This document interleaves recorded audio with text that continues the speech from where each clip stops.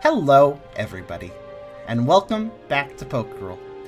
Session 71 is now going to be underway. We have gone quite a ways into the game now, and Session 70, if you didn't see it, you should go watch it. A lot of stuff happened. Very spook. Much scare. It was actually pretty good, and obviously there's a few HUD changes on the left, too, that applies to what happened, so... But we kind of ended on a bit of a cliffhanger last time. So I guess we'll see how the characters react to everything that happened last session.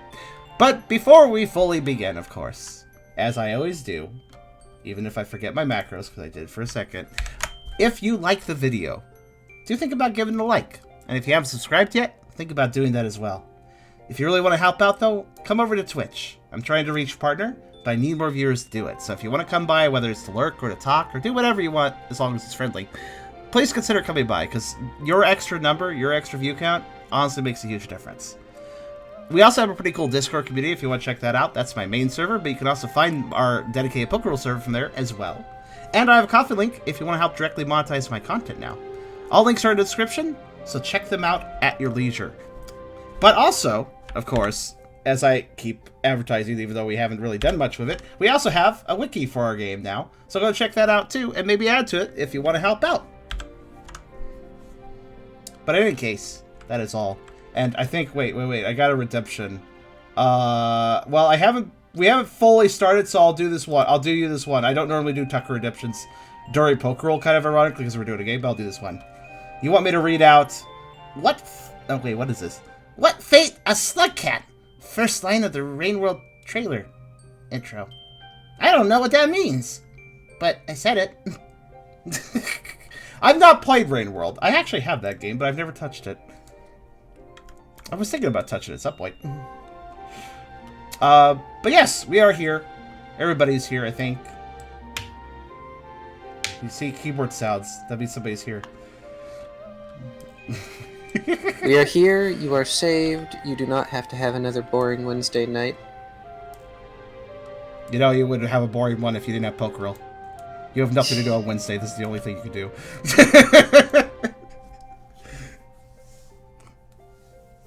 Look, it's called Hump Day for a reason.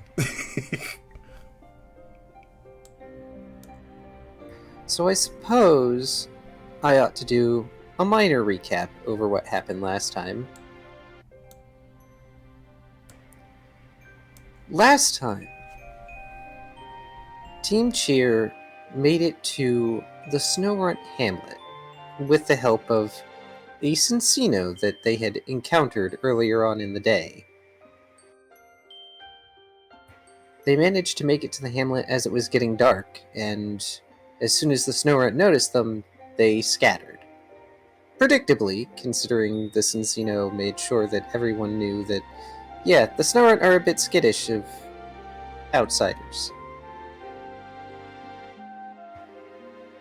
But since there was a blizzard settling in, the team decided to take shelter in one of the empty buildings, the little Snow-Runt igloo houses. And a few of them began to go out in search of residents in order to ask questions, as it were. It was Riley first, who wandered through the village and made his way to the back end of the hamlet, where another gate, because there was a gate at the front of the hamlet, in the style of a Tory gate, stood, and then there was a windswept, snowy... I hesitate to say plain because there's a sort of incline leading up to a larger building that looks properly constructed compared to the rest of the hamlet, which is closer to a bunch of igloos and snow mound housing. And there, standing in the gate, Riley tossed out an aura sphere. and it lit up a fair distance away, and then went out. Ralph, during this time, began going out to look for Riley since he'd been away for a bit and wanted to help with the investigation.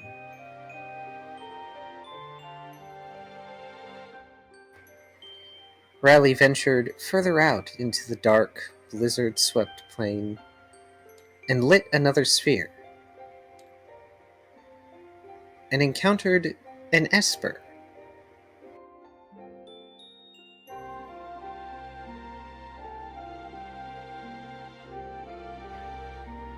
Back with the others, Brooke felt that perhaps they'd been gone too long, and they saw a flash, a massive flash, from the far end of the village.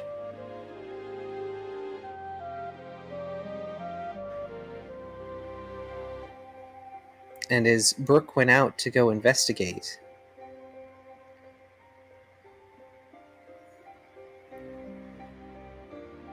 he found that out at the plain there was just a flat space, and an esper standing there.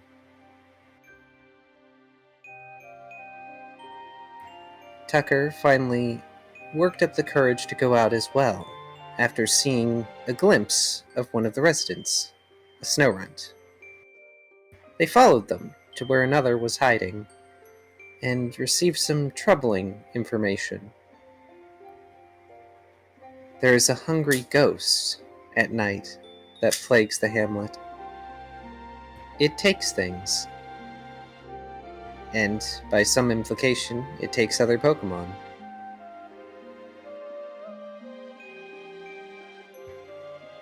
Tucker ran off to see if his friends were okay, and encountered the esper as well.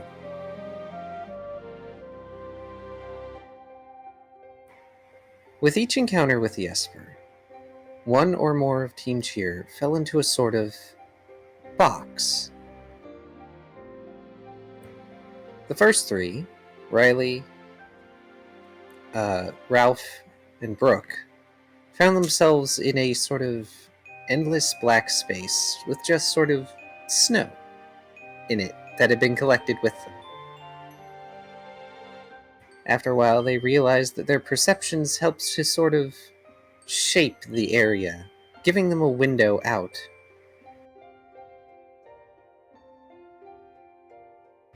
They found themselves in a sort of eerie classroom.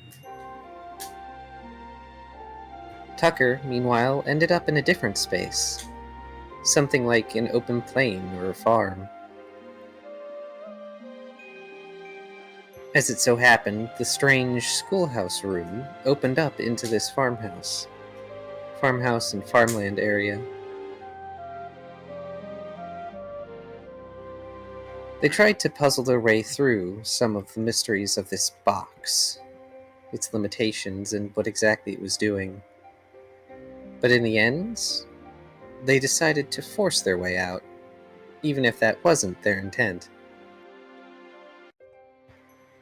Using both halves of this minior shell that they had collected much earlier in the adventure,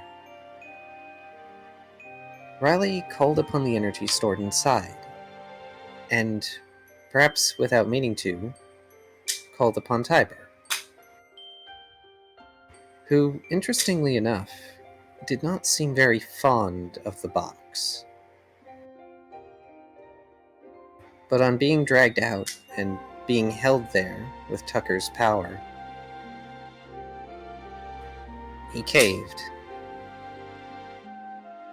and broke the box. The esper was not exactly fond of this, and decided to boot Team Cheer from its collection, leaving them in the dark, blizzard-swept plain where it had been before.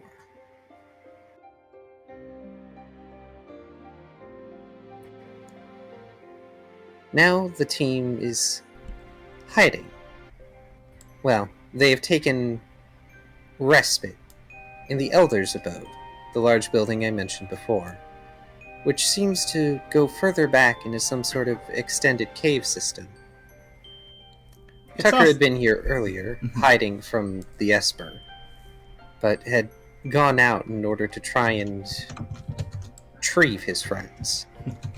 To be fair, he succeeded to an extent.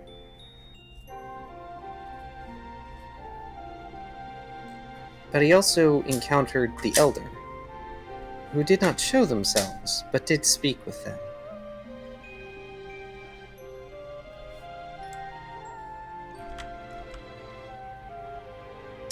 But exhausted from their encounter with the Esper, the team fell asleep in the Elder's abode, just before the deeper cave system in its back, leaving them sheltered from the cold, and safe from anything else that lies outside.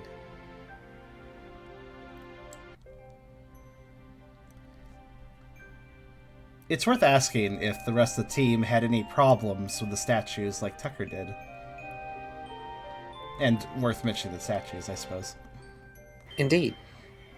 Out in front of the Elder's building were many statues of large, predatory Pokemon. Scary types, if you will. Statues that had held the Esper at bay, if for no other reason than, at the very least, they are larger and more powerful creatures than itself.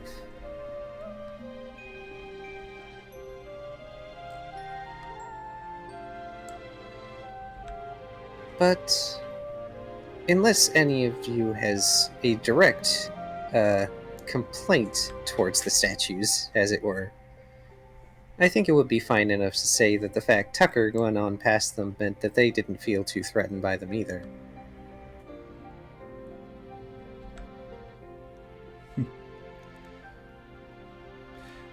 Also, during this whole escapade, I think Fritzil has just been hanging out with the Sensado in a igloo and have not been accosted by any threats while we were, I presume, at least. They have not been accosted by anything, I can tell you that right now. At least as far as you know. Like how we didn't check on Zeal, though. Then again, we just want to get into shelter.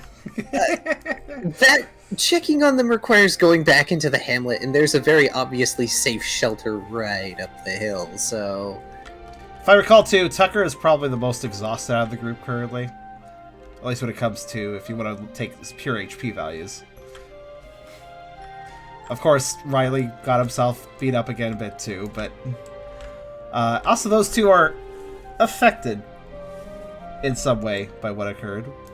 I think Riley did notice what affected him at the end of last session. I believe so. It was a little more blatant, I suppose. But yeah, it's hard to see your own eye. It's more easy to see a bit of metal jutting out of your chest. Mm-hmm. It's not jutting out that far. It's jutting out and jutting out. If you had a bone sticking out of your chest, you'd probably notice, even if it was only jutting out a little bit. Yes, for some reason, collecting and working with Tiber and the energies he put together have, for now, ambiguously affected Riley and Tucker, it seems. With Riley gain a... What color is it again, the spike in his chest? It is red, like raw iron. Mm-hmm. While Tucker has had a blackness fall over his right sclera, I believe the term is. The white part of the eye. Or I suppose for a Puccina, normally would be the yellow part, regardless.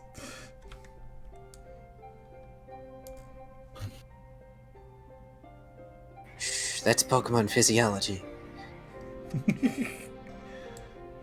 Which is a nebulous topic at best. Look, there are some Pokemon who just have weird eyes in general, so... I mean, look at Luxray! Yellow sclera, red pupils, and they have X-ray vision.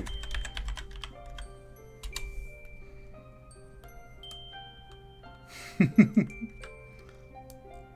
any case... Oh, 1 point was made by Key. There is actually art for... Was that shown at the end of last session? I don't honestly remember. I think it was not shown at the end of last session. Let me double check. That is relevant. There we go. I would assume it's new art, because I don't think it got shown. Yeah, I think the most recent art was the frickin' Gygus reference. Yes. Though, Tucker has yet to actually notice being exhausted as he is. I don't think any of his team has noticed as well. Probably because he entered first. He's kind of facing away from them. So, yeah, currently he's not aware of it, but here's a nice, slightly off-cannon reaction. A pirate? Alright. Poor Brooke. Everyone else is getting the piratey stuff. It's alright. You can do what you want, because you're free now. Oh, goodness. By the way, is the music going? It is. At least I would hope so. I hope the music is going. I figured I would check before we proceed. Yeah, I would hope everybody can hear it. But yes, I have the Hamlet theme 1 on. Brooke's entire thing is augmenting others, so if he makes everyone else a pirate, then he's doing his job. I mean, if you make everyone else a pirate, technically that makes you the captain, because you made them your crew. Yeah. Exactly. I'm down with this as long as we get to sing sea shanties. What do we do with the drunken sailor? Yeah, you know. So, who feels like rolling to see who wakes up first? Let's do it. Okay. I would just automatically say not Tucker first, probably. Wait, what are these rolls? Wow, that's 3 ones. Okay. You're beat. What are these really rolls? against you here.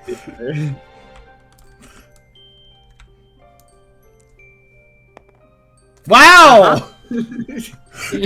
Well, looks like Tucker's first. Man, by a landslide. Look at that. So, like, I'm sorry, but the dice are No, against it's fine. you? It's fine. I was just kind of saying that would make the most sense, but no, it's fine.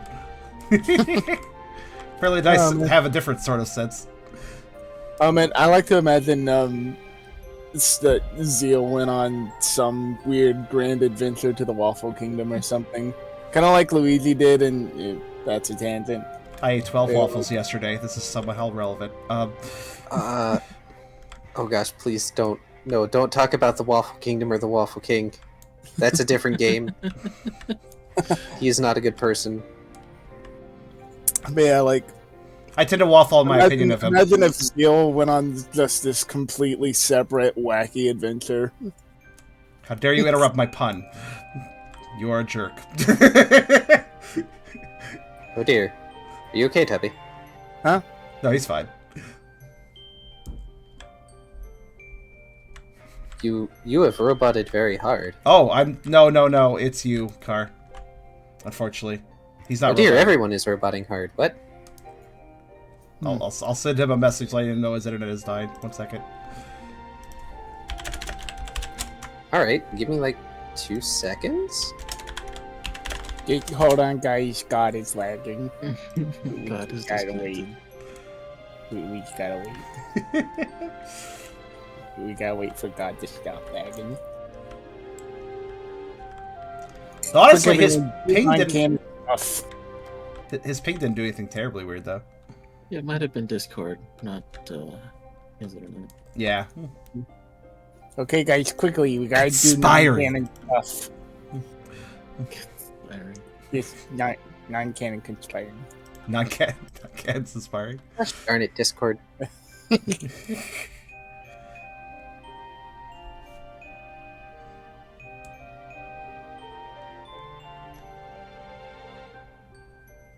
What's funny is he sounds fine, for me at least. Mm-hmm. Yes, I mean, sounds good to me. It's that time of year, so I got some hot chocolate. I got my Snorlax onesie. It's good to be cozy. You have a literal Snorlax one. I want a onesie. That has been Yeah. a personal thought of mine. Like, onesies are comfortable, and I've never owned one. got a literal Snorlax onesie. I got it at a convention about a year and a half ago. Igurumi. That's super fitting for Tubby. Yes, it is. I agree with that. There I go. Hello. I do not know what was up with me at that moment. I don't know. It was only affecting what you heard from others because we heard you fine. Okay. Well, I apologize for that, everybody. That's okay. Welcome back. Conspiring. Inspiring. No, conspiring. Oh no. The catchphrase. Oh no. Conspiring! It's the Waffle King's fault. Alright. In any case... As Tucker wakes up, especially with such a guaranteedly peppy waking up compared to everybody else, I was curious about HP and Will as he woke up. Neither you nor Riley recover from this rest. Aw, okay. I made sure to put a note. Yes. You can't pull the wool over my eyes, it's still there. What, the wool? It never came off your eyes. The wool's always been on my eyes. Haha, I've defeated you. By that logic. I mean, I've recently made a Puka character, and they're like a sheep lion sort of looking thing. Oh my so... god, Pukas. We had Puka Not discussions Odin Sphere before. Pukas. Oh, like, a different more closer to traditional Puka, kinda. I can explain to you later. Yes, at a later date. All my text boxes are merging again. Yeah, I noticed that. It's why I left the table earlier. I'm just gonna accept it for now, because it's not a big deal. Huh. Yeah. Merging? I don't. Interesting. The good news is it's not happening on my end, so it visually looks fine for the audience. Yeah, it's fine. If we need anything changed, we can ask Charem to change it. Yeah. Fair enough. Yep, it's a weird client side thing. In any case, yeah, unfortunately, Tucker, you awaken before anyone else, and you feel that. You are, like, young, and you should not feel this way. Are we talking the, my back's aching kind of thing? Yeah, just my everything feels awful. You know, that kind of thing that you get now and then after you start reaching 25 to 30. Yeah, I do know. Especially if you do not sleep enough. Yeah. Oh yeah, just the casual aches that you get from lack of just high fatigue. On the bright side, your bones and like joints do not pop or anything when you get up. So it's not. I get terrible muscle locks and cramps sometimes when I wake up, but I think I prefer that. The game. Oh, I thought. Sorry, I just took this very personally. No, I was talking the game. People aren't here to listen to us like complain about being old. Probably not. Well, good that he's not having those issues at least. Yes. Hashtag relatable. You awaken and it's still dark, and you definitely feel that you have not slept nearly as much as you wanted to. And it's interesting that it's still dark, because you could swear that there were some sort of candles or something in here.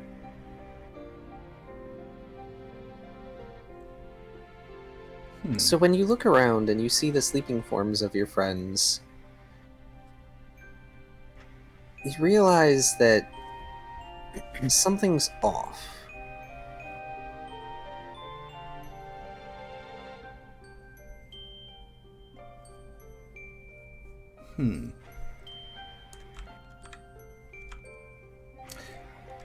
It's hard for you to place your paw on it at the moment. But there's something mildly off about the way you're looking at things. It doesn't feel quite right.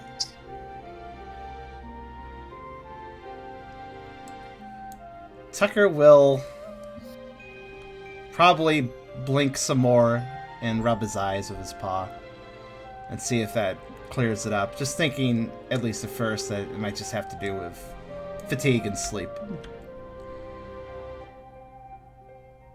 You rub your paw over your eyes, and as you blink, your vision does that adjustment thing where it's briefly blurry and it sharpens back into focus. And when you look up towards the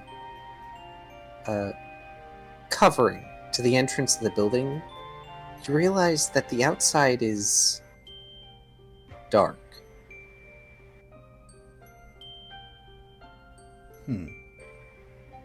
As if there isn't anything outside. But it's only something you notice on the right side of your vision.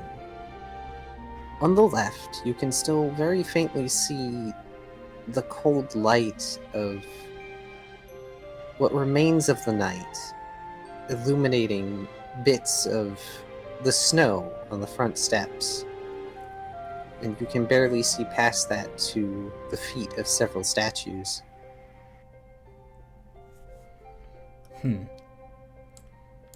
Catching the difference as he swivels his head, he starts to experiment by closing one eye and then the other to compare more drastically what is going on.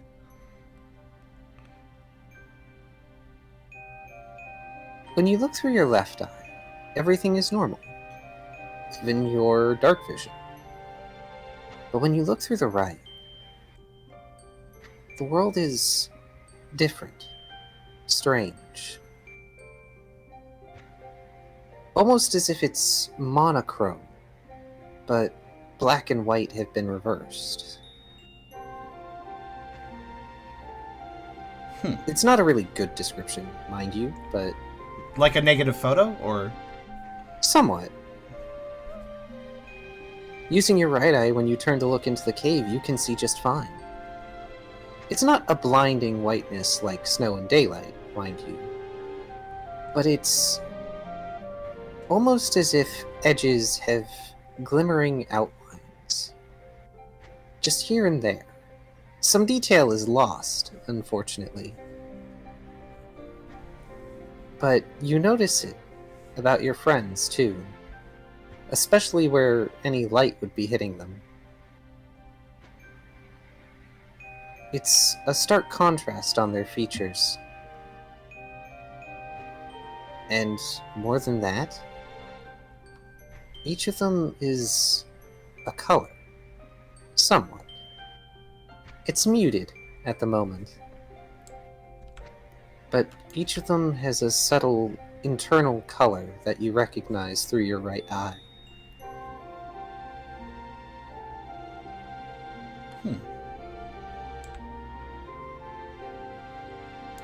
Are you going to look outside? Well, first I'm curious, what are those colors?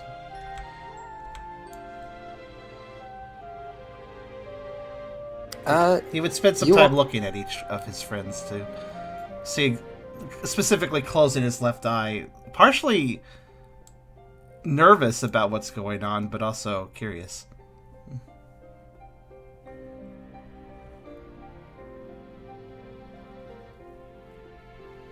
Part of you wonders if this is how Riley can see things sometimes. So, each of you has a color you may give to Tucker. Because I'm not going to tell you what your color is. That's fair. If you the only difference here is that Riley has an addition of red. To whatever else he has. Mine's probably still just blue. I'm just throwing that out there. So blue and red.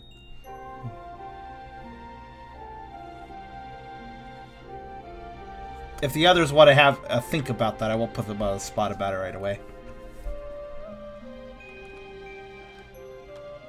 What do you say, you two? Alright. Oh shit, I just erased books stuff. Why did actually, you no, do that I mixed. again? Actually, no, I didn't erase it. I just mixed it up. Oh, okay, you're fine. Okay. Wait, what did you do then? Did you do anything?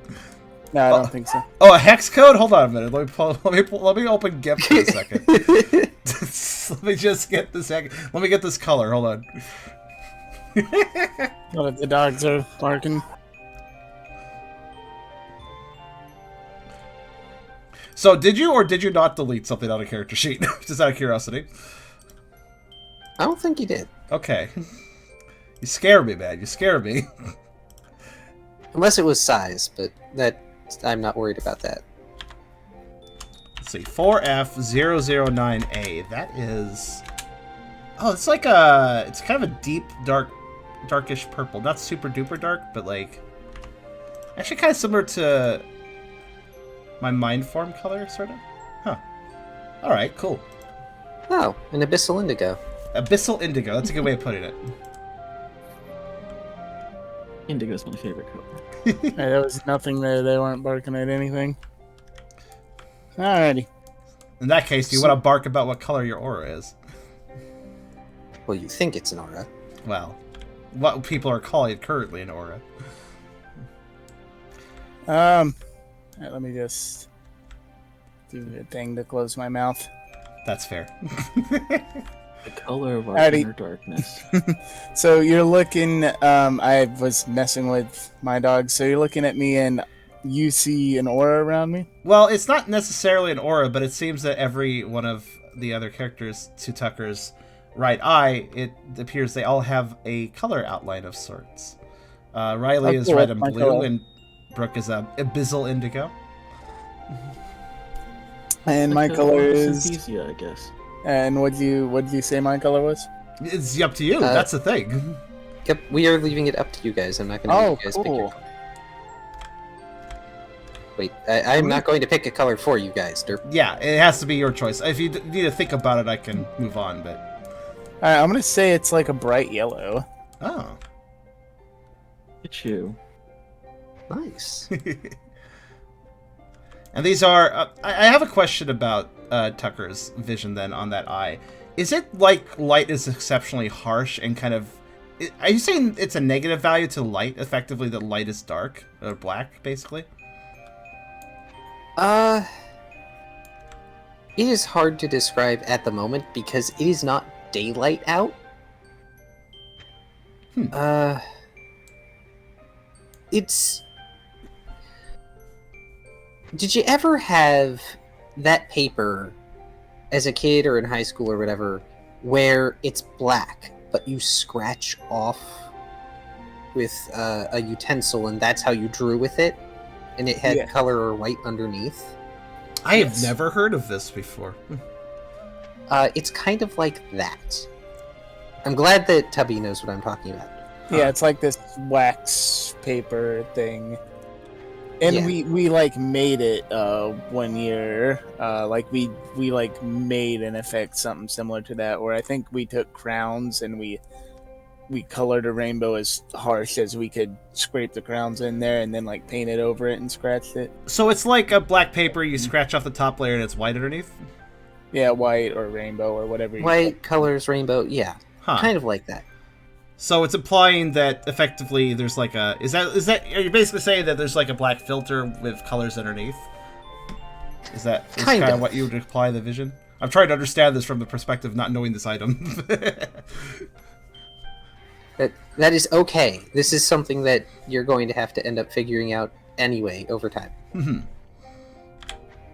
That's kind of why I asked if you looked outside. Tucker will look outside, in fact, yes. After studying those colors that his friends are emanating and trying to wonder why they have those colors, he will eventually kind of cautiously look outside, specifically closing his left eye as he does so. You look outside, and all you can see of the statues is very light, not even complete outlines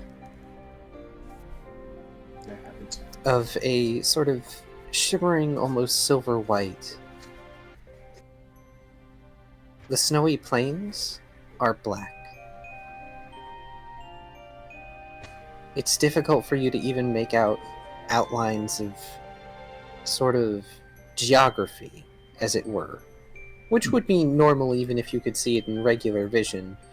It's just sort of hills and things, and in the distance it's still dark, but there's, similar to the statues, vague linings. Almost similar to your friends as well, though they lack color.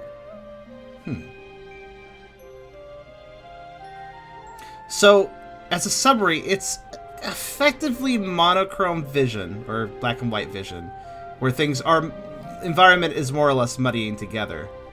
But some stuff still manages to have outlines, and it seems that some creatures even manage to still have colors to their outline. Yeah, that's a decent enough description for now.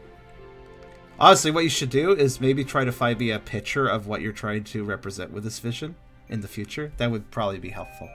That would be super helpful if I can find something. I will try and do that. Okay. Because describing this is not necessarily doing justice to it, because it's a very abstract concept. It is very abstract. I apologize. But it is abstract, and it's not necessarily painful, at least at the moment. But it does feel kind of eerie for you, considering the experiences you just had in the box not a few hours ago. Actually, on the note of painful, Tucker would also pay attention and see if his eye feels weird or if it feels like he damaged it in some way. Basically, if there is any pain. So, It doesn't. That's good. Which is surprising considering most of your body aches. Yeah, I was going to say, with all the aches he has, it would take a minute to focus on that. He'll pop back into the, I guess Elder's house is what we're calling it. And, he'll kind of pace a bit. Maybe whimpering a little bit. He's not entirely sure what's going on. He doesn't think it's something of damaging or threatening, but he's not sure. He might even pace around and see if he can't find any sort of, well, reflective surface or a mirror.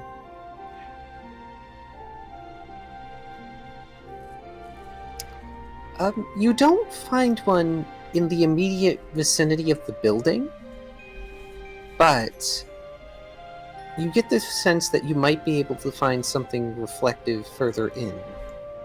The cave itself is relatively cold, so there's probably an ice surface in there somewhere, if you dared to go in there.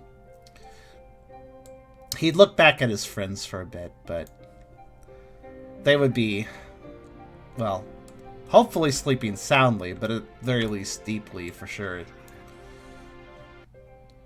And he would think to bother them for a moment, but ultimately not wanting to be a bother as he usually doesn't like to be, he will pad somewhat quietly into the back of the cave, going deeper. On his own, that is.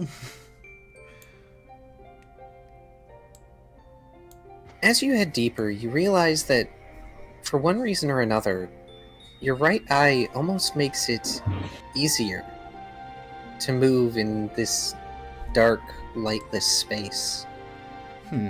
Doesn't his left eye have night vision, though? You do.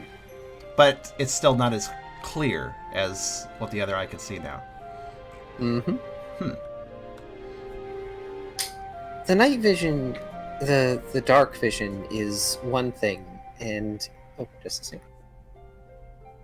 Night vision is our dark vision. Yeah, sorry. Words slip up, I suppose.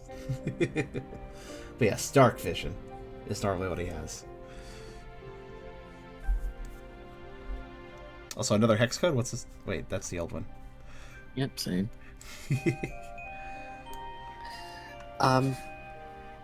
There is something precise about the vision in your right eye. You get the sense that your dark vision, or night vision, or whatever you want to call it, has sort of carried over, but it's been altered with your normal vision in that eye. Thankfully, at least in this environment, it's not terribly disorienting because there's not a whole lot of color to go around. but... Oh no. Darn you, conspiracies. Moving on. You move deeper into the cave, and it's a relatively linear path. There aren't very many sort of offshoots or crevices or anything for you to wiggle through, or rooms. It just leads back to a section where the path itself is raised, but about 5 or so feet down off either side of the path as you enter the chamber, the path itself sort of terminates in the center of the chamber, and about 5 feet down from the edges of the path is a frozen lake of some sort. And the chamber looks like it's a hemisphere, or close to it. And at the far end, beyond your normal reach, is a ledge that seems to have some sort of shrine set up on it. Does the room end with that shrine? Yes, as far as you can tell. Tucker will take a moment to look around, knowing that there should be some other presence here, and he doesn't want to intrude, especially as he looks at the shrine. He doesn't approach the shrine itself, but politely steps up to the lake to use it for its reflective purposes, if he can. As you peer down at the lake, you see yourself. With your left eye, not with your right. Though, interestingly enough, the lake is the same silvery sheen in both fields of vision. You see yourself. Your right eye is strange. It's dark.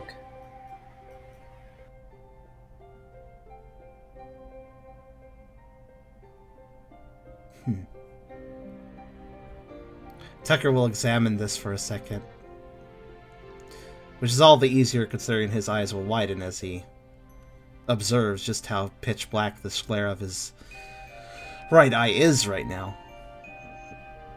The more you focus, the more it seems like the pupil of your right eye begins to glow.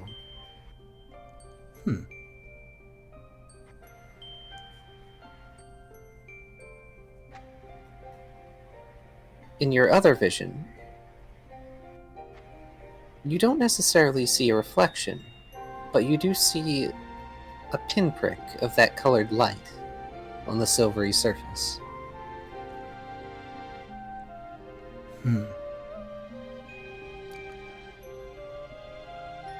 After a moment, this Tucker will have to sit down and close his eyes.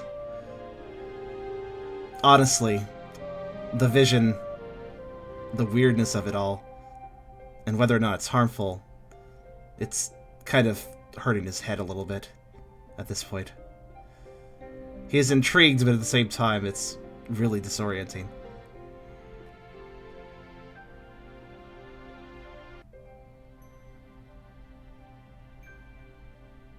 So you survived. A soft voice whispers from before you.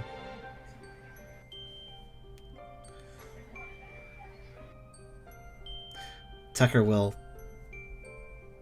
peek open his normal eye and look around a bit. Yes, and I brought back my friends. I have seen this. Your eye gravitates towards the shrine, where a vague mist has begun to form around a sort of rope that's been bound together between two stones that stand as a sort of barrier before the shrine itself.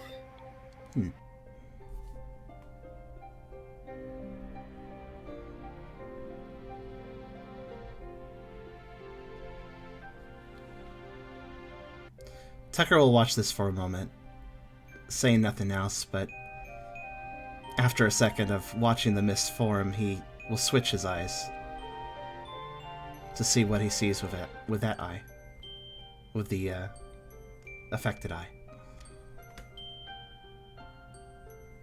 Rather than mist, you see the gleaming figure of a frost lass hovering there. Her outline is a cold blue hue.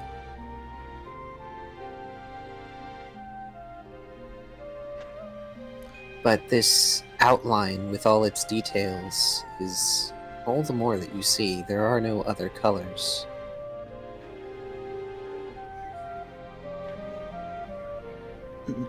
A good way to phrase it is a color outline, and everything else is black inside, like it hasn't been colored in properly and has been layered over a black layer. Okay. Tucker would let out a small gasp as he realizes another property of his affected eye, and that he could indeed see a ghost type which didn't have form with normal vision. He follows the gasp with a stutter. I'm sorry to intrude. I just needed to see what was going on with my eye. The frost lass tilts her head slightly. Her hands are clasped before her. We have not seen such before. Then their head tilts up towards the ceiling of the chamber. Ah, the dawn breaks. Let us go see your companions and provide the aid that we promised. And gracefully, they float across the gap between the shrine's ledge and the pathway that you're on.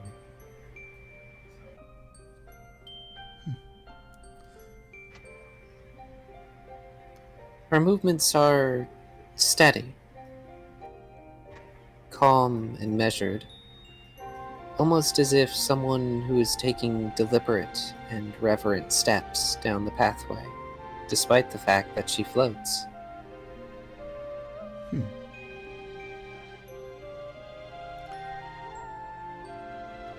Tucker will open his mouth as if to say something, but will simply nod. Yeah, I think I need to talk to them about this too. And he will simply follow behind.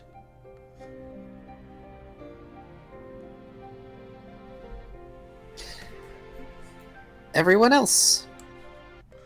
Because you all rolled ones! I'd like to remark before you begin with your seats, we do have a character theme for her if you want it played at some point. Just a reminder, in case you forgot. I did forget. I'm sorry. I should have had you playing that. I keep forgetting you all have individual themes. It's certainly not too late. Yeah, why not? Go ahead. I can put it on if you want. Alright, let's see here. I'll get a drink of water while you do that.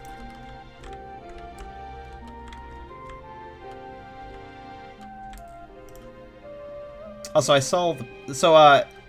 Kara also shared a picture trying to demonstrate Tucker's vision. Though I have to adjust it a bit because it's not quite accurate, apparently. I'll try to do that in GEP on the side as the other scenes play out.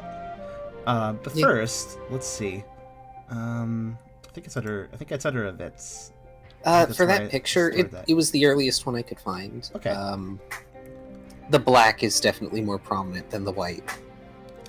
Would you say that may be so should there be a more stark difference between the two, effectively?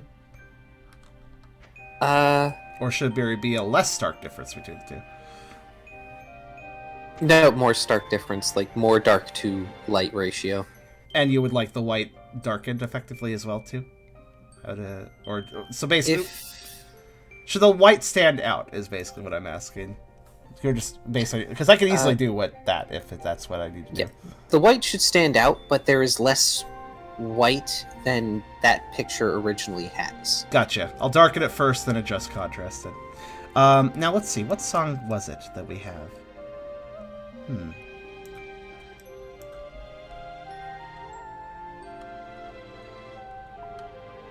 Well,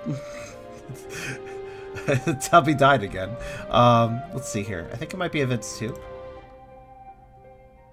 I think it is. Let's see. There it is. Number 38. Events 238.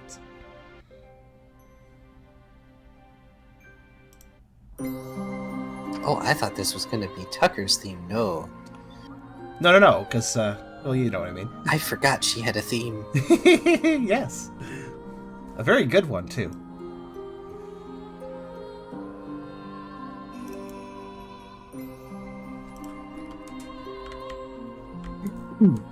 Okay, I think I adjusted it well. And on that note, do we have... No, I do not. Let me pull it out then.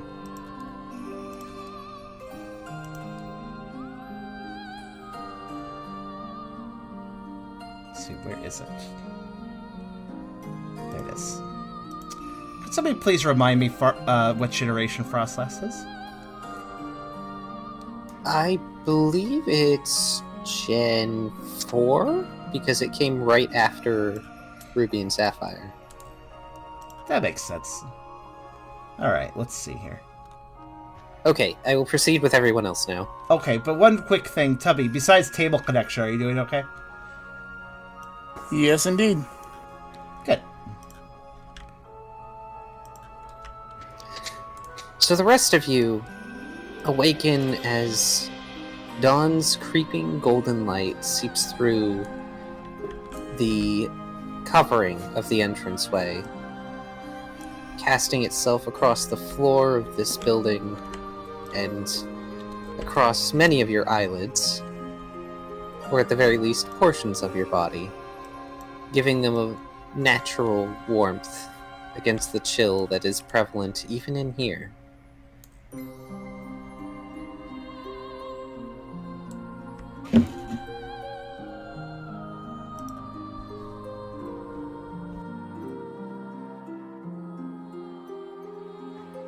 Riley, in particular, you ache. Not like this is abnormal, but you ache. Yeah, physically and mentally at this point, I think.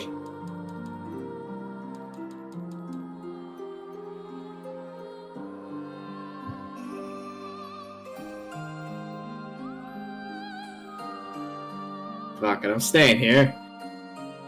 Just laying on the floor. Yeah, I'm just gonna lay on the floor and just poke at the thing on my chest. Oh, it's worth noting, Riley and Tucker did not heal, but were the others even injured at all? No, they weren't, were they? I don't believe no. they were. They're fine. I checked their Yeah, balance. they got the heal though, just because they needed it most. I feel like maybe Ralph or Brooke used will points, but those got restored. Brooke's gonna sit up and rub his head and say, how are we all doing?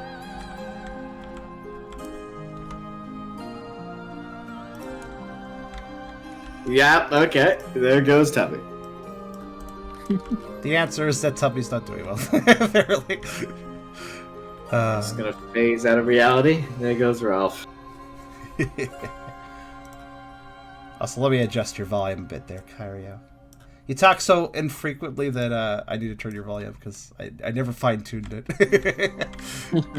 Sorry. No, it's fine. I could easily do that. Riley will simply say, I've been worse. Not exactly a high bar. Yeah, the bar is buried 6 feet under.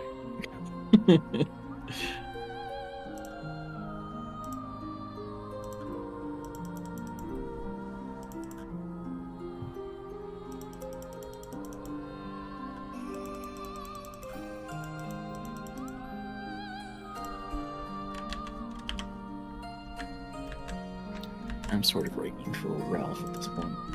Yeah, that's fair. Tubby, are you dead? Also, Car, let me know how the thing I threw in the Pokerole group is. If you would need it further adjusted, or if that's good. Oh, no, he's dead. Gone. He's Ooh. dead completely. Proper dead. Alright, we'll just give him a minute to come back then. Yeah. Also, yeah, that looks good. I could darken it more if you need it more. Contrast adjustment's pretty easy. Nah, that looks good. Okay. So this plus colored outlines on, presumably, life forms. It's a weird... Presumably. Presumably. Also, I just want to say life forms makes me sound like I'm an alien or something. You might be. You can't say living creatures because Frostlass is a ghost. Yeah, that's why I said... Yeah. I mean... Also, I like how some... Creatures would be very, very rude to the 2 unliving creatures that are in present company. Also, I like how Fairtrip noted that I thought she was ill when it comes to the Frostlass. I'm guessing because of how Car was doing the voice. I would argue that, well, I wouldn't say a ghost is healthy, I guess, but... I would say ghost types are exactly healthy. It's not really the right word for them.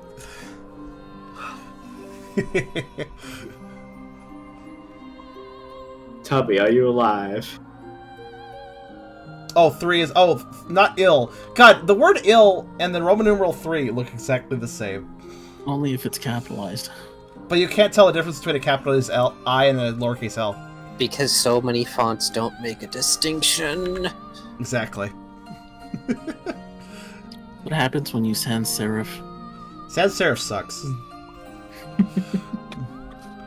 I have much cooler fonts I use for my avatar, for my thumbnails. Internet died. Discord thinks it's still dead. Well, oh, did he send a message? It's in. Yep, chat. it's in the chat. No, Okay. it's Kyrio's internet that's died. And this is the ghost.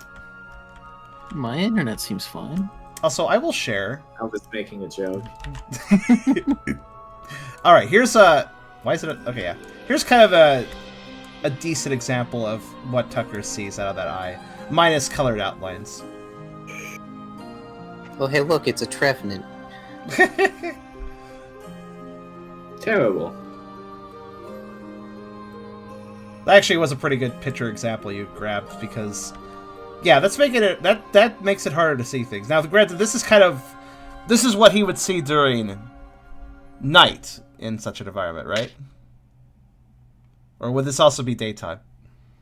I guess we can find out later. But This is current time of, night. yes, this is effectively what night would look like. I'm going to avoid overwording things at the moment. This is fair. I might be asking for too much information because I'm trying to understand and learn, but, you know, That's just cut me okay. off if you Kind of like Twilight, but not quite like Dusk. Yeah.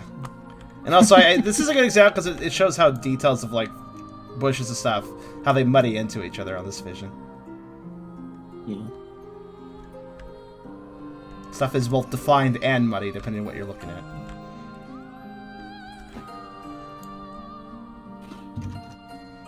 Ugh. Excuse me.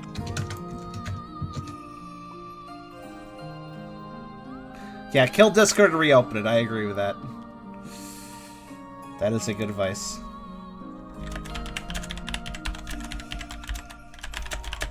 Oh dear, a friend has sent me a thing that may be helpful. Oh. What? Oh, I see.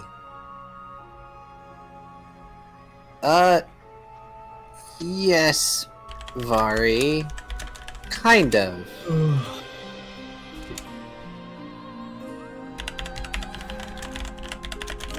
I'll link that in our chat, because that's what they thought this looked like.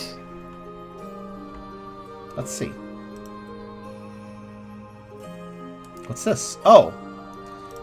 So one of your friends has commented on this vision? Yes. What is this? Let's see. A location in Final Fantasy XI. I never played that one. Oh wait, actually no, I did play that one. I just didn't play very far into it. Huh. Promivian.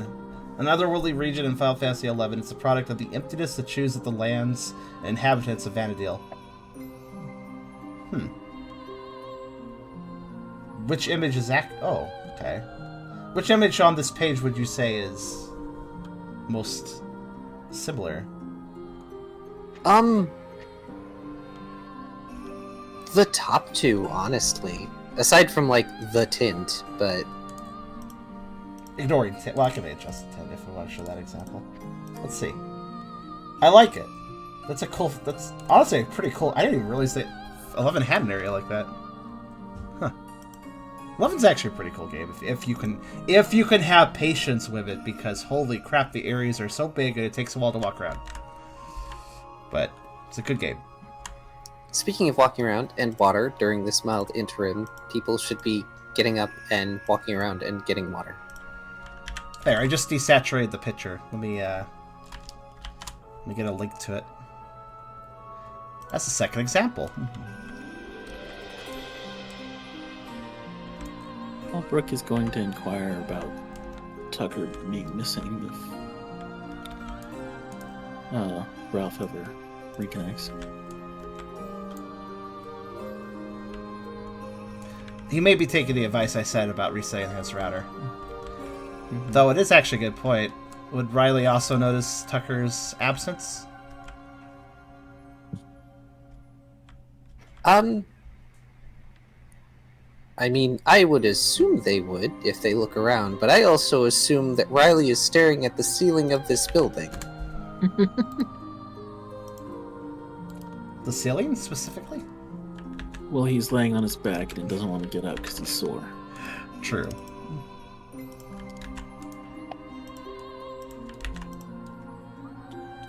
Oh god, why is it so long?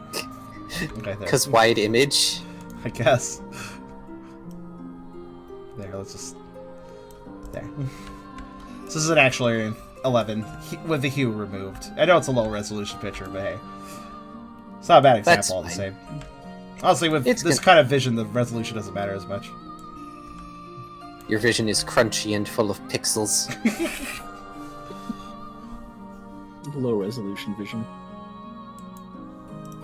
Gosh, like, I know this is kind of off topic, but playing Nier Automata, there is a drug in that game that you can take as an android, and one of its effects gives you super pixel vision, and it's so hard to see anything. Oh, wow.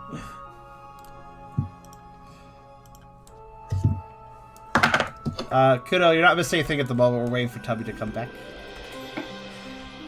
Tubby, come back.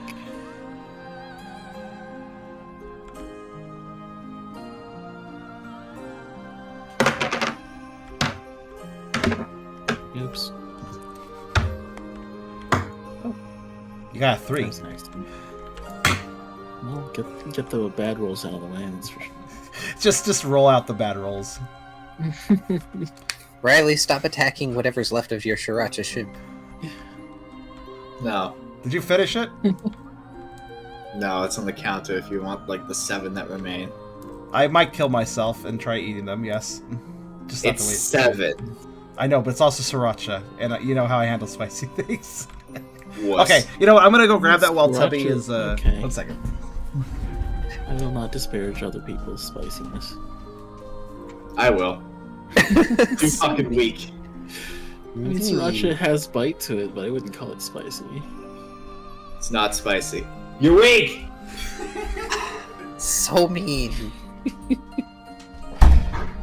Go give him a hug. Stop being mean. No. I'm not weak, I just have different qualities. Oh, sorry, did I interrupt?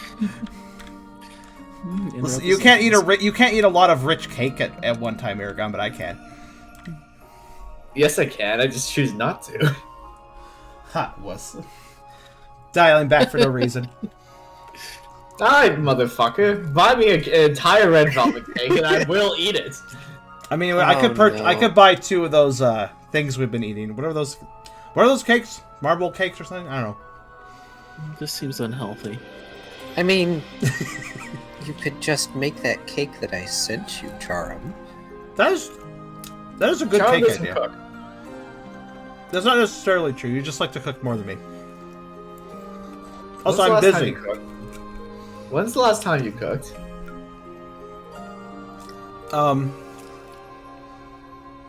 What definition of work is required to call it cooking?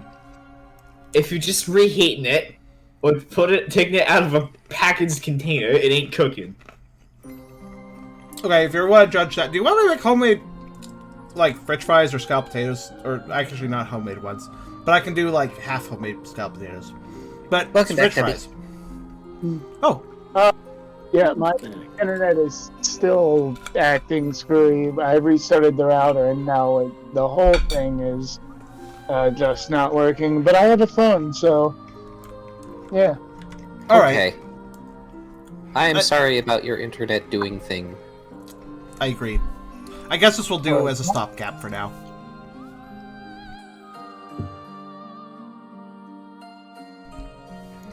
So before your internet decided to explode, Burke was asking how everyone was doing, because you all had just woken up.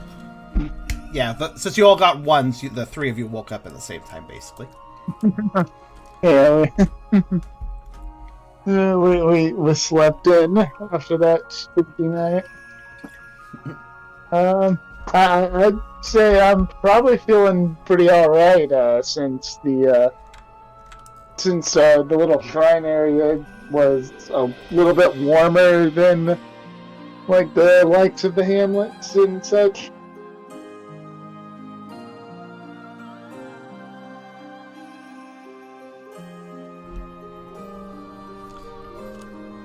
And I think Brooke posed a question to everyone in that little group. Yeah, I mentioned that Tucker seems to be missing. He's dead. And he's gone again. Oh, I thought you had Tucker's there. I'm like, geez, fucking dramatic assumption there. Goodness. I wonder if the internet came back on, so we swapped. It is possible. On a scale of 1 to 10, Tubby, how alive are you? I'm fine. That's not really a scale from 10. It's not a scale of 1 to 10, so he's not even paying attention to me, but that's fine. It's fine. It's fine.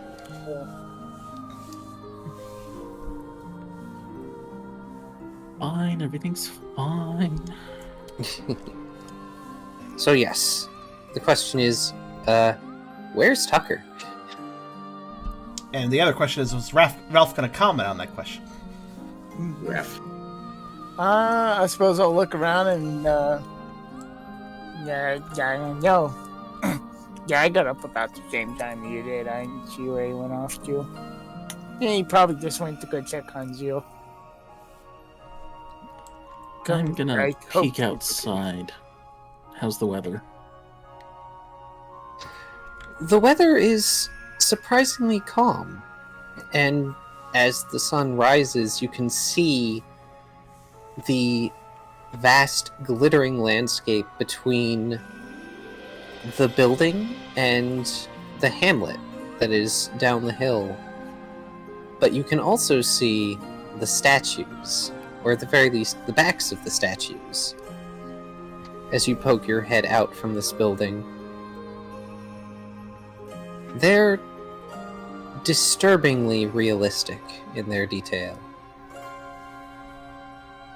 If you didn't know better, you would assume that these things were actual frozen Pokemon.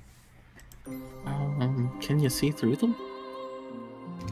No. Creepy. Creepy indeed, but they are ice-colored. Brooke's gonna just examine some for a while. Let's see which one you get. Good roll. You examine one that looks like a feraligator. Oh no. It is twice as big as you are.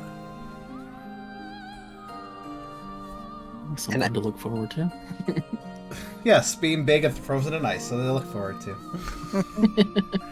King Lords.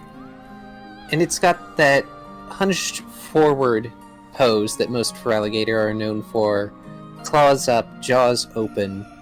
Bad back posture. Look, when you are tall, sometimes you just can't. I've banged my head on enough low-hanging ceilings. He's tall enough to understand that. That's why I should make you do the goddamn laundry, so you don't have to worry about banging your head on a low-hanging ceiling in the basement. That is a Two different logical. spots I can bang my head. That is a logical argument. I can bang my head too, though. It's actually low enough for me too. You didn't bang your head on it hard enough that a piece of the drywall fell off. Maybe you should walk a little slower. The first time I went down there, I wasn't paying attention. I just fucking headbutt the wall. Guys, let us proceed. But yes, it is a very realistic-looking Feraligatr. If you didn't know any better, at any moment the sun should thaw it and come to life and probably be roaring at you.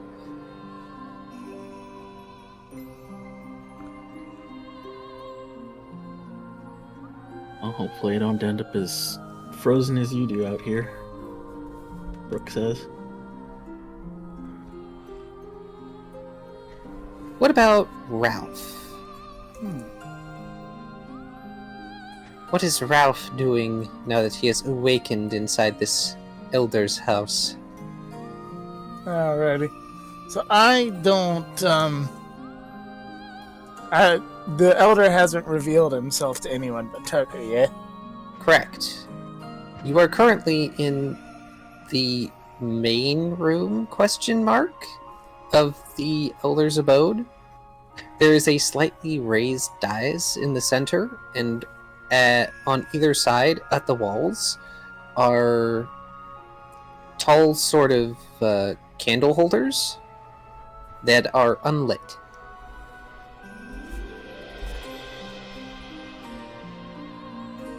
Oh, but they have candles in them. Correct. Ooh. Which is weird.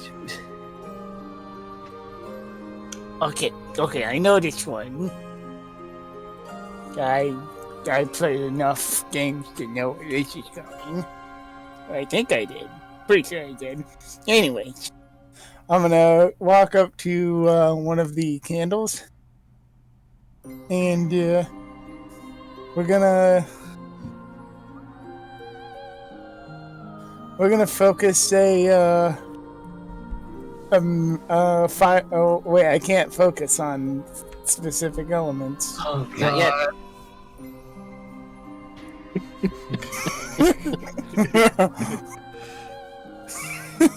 Actually, do we have fire starters in our We had Zeal.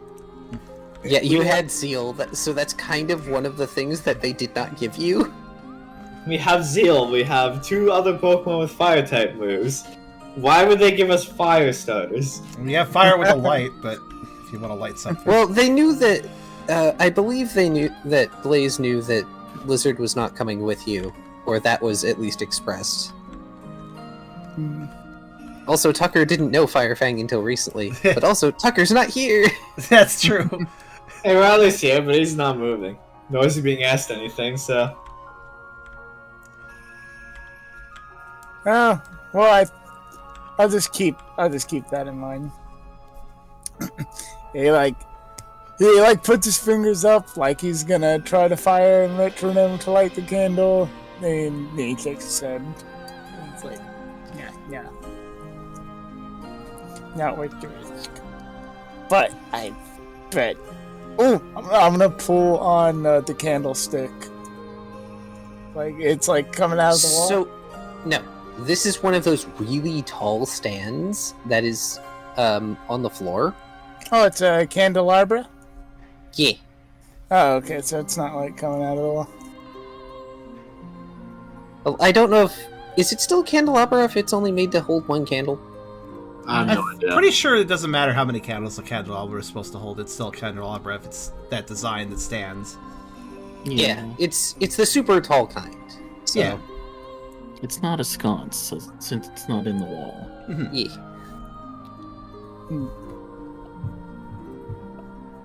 It's the kind where if Ralph tried to pick up and hold this, he could probably use it as a spear. Or like a quarterstaff. That'd be pretty cool in its own right. Just attach your taser to one end.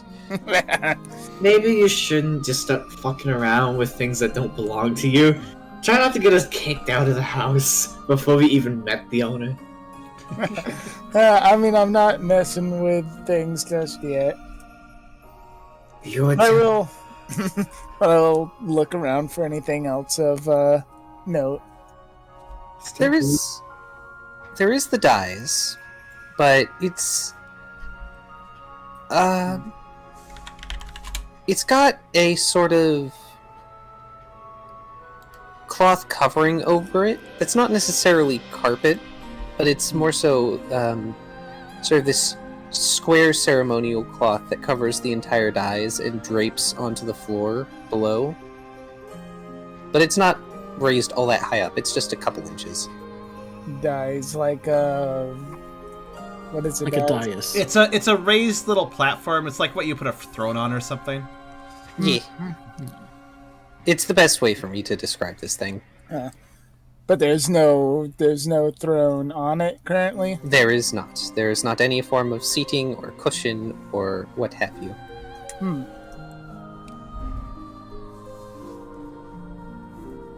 If I'm gonna nothing stand really on it, so it's catches like Brooks' eye, he'll come back in. Bradley has not moved. And I assume that he had found no sign of Tucker leaving. Yeah, I'm gonna stand on the dais. I am curious about one thing Brooke saw. Was the village still pretty, like, dead? Even though it's called... Hard to tell at this distance for Brooke. The only other thing of note for Brooke to see is the flat space that is still there from when the esper took stuff. The esper itself seems to be gone. Yes, the esper is gone. Yeah. So, like, standing on the dais between the candelabras, Ralph will comment, "Oh man, this must be how a gym leader feels, waiting for people to come challenge him." In Riley's head, what the fuck is a gym leader? That was more Pangoro's voice than anyone else's. What's he doing in there? Yep, sorry. It's hard to get voices right sometimes. Pioneer. It's hard to get voices right sometimes when I have headphones on. Pangoro's voice suddenly echoes in your head. This isn't the time to use that. Well, hey, they might have been teammates, so, you know, you can sometimes adapt mannerisms of those you hang around a lot. Nice. Nice save. But yeah, Tiber goes, what the fuck isn't... bleh, words. Voices. Yeah, what the What the fuck fuck are is a words? gym leader? You're asking the wrong person, you really are. You might Who's want to ask asking what him. Tommy's asking what the hell a gym leader is, and Riley's basically saying he doesn't know. Oh. You might want to ask him if you're really curious. Does Brooke remember what a gym leader is? I'm gonna say you do. Okay. Because that feels like it was at some point an integral memory.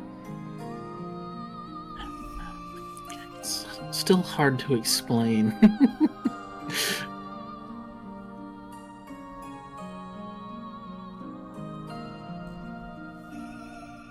Good luck. I might have to type something out. Just so I have Oh my dang it, thoughts my in order. Discord is doing a thing again. Feel free, Brooke. Or Kyrio, rather.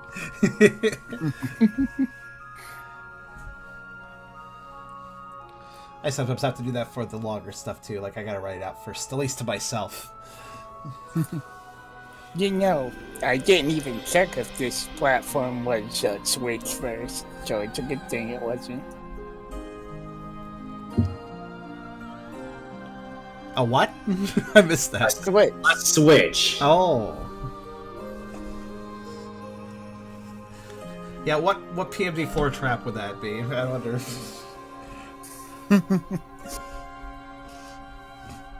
Probably broken.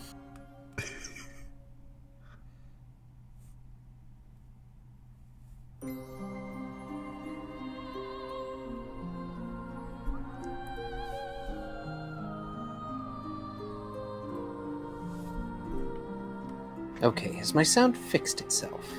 That's a very good question. Sounds No, like. it has not. Oh. What is with the technical difficulties today? Conspiracy. Conspiration. Lord Kevin is conspiring.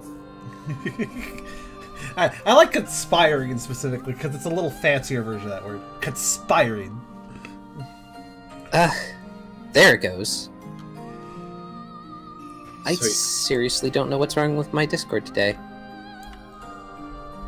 It's okay. I mean, Discord's behaving differently for me too. It doesn't like default auto device now all of a sudden, so. Yeah, I apologize. What did I miss? High fives, Kyrio, and the only ones not having technical difficulties. What did you miss? Well, Kyrio's I'm- right saying out because it's a yeah. big thing, but he did have a conversation with Riley, a small one, about the gym leader thing, and said it's hard to explain. I think it's being explained right now, and like he's writing it out. I don't think that conversation really happened with Riley. Well, I mean, it could. depends on who's relaying it. I mean, I would go so far as to say that Brooke just talking at Riley about this would be fine, Yeah. because Tiber really doesn't feel like being out and about, quote unquote. Can't exactly blame him. Yeah, I don't want to go outside most of the time either. I was gonna say he feels like Riley feels right now. He doesn't want to go anywhere. Well, yeah. none of us are motivated to get shit done, so I hope one of you is ready to carry me. I mean, Avatar of Tiber just exploded recently, so I'm wondering exactly what state he's in right now, even. So, yeah. He's in less than a billion pieces, so, you know, there's a start. So, yeah, Tiber's like over there and over there and over there. To quote the peacock from Kung Fu Panda 2, it's a party gift. Part of you over there, part of you over there, and part of you way back there staining the wall. Wow. I don't think I knew that line. Kung Fu Panda 2 is fucked up, man. It's a good movie, from what I heard. And it was a very good movie. I got mine from Dragon Ball Z Abridged. They come back and they're like, "Where's Kel 2?" And Krillin goes, "Over there, and over there, and over there." They all look at him. What? Too soon? Oh gosh.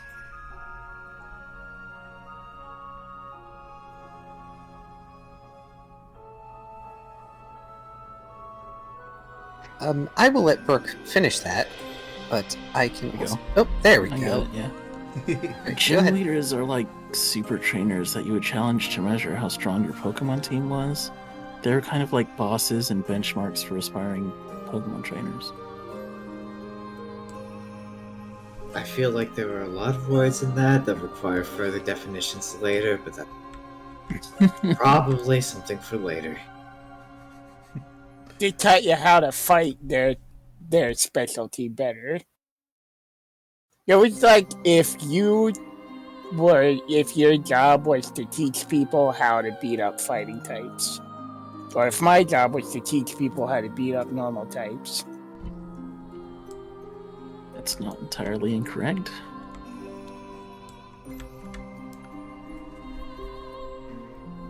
So yeah, like if Brooke got really, really good at beating people up and then taught people how to beat up water types by being a really hard to beat up water type.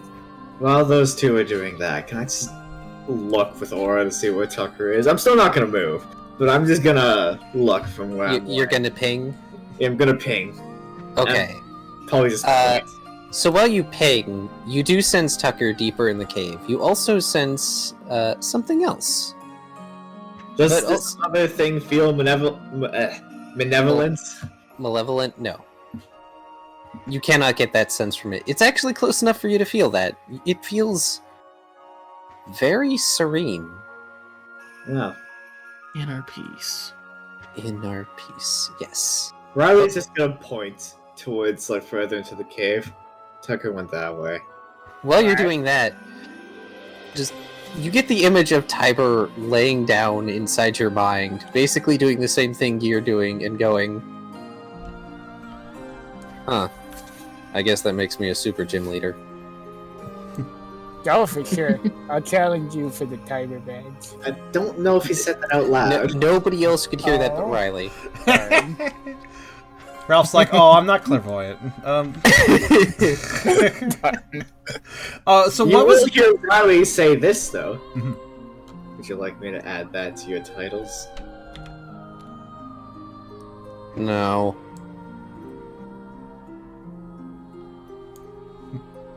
It sounds like a weird human thing. Pretty sure that's exactly what it is. I wouldn't know. I'm going to venture towards the pointed finger.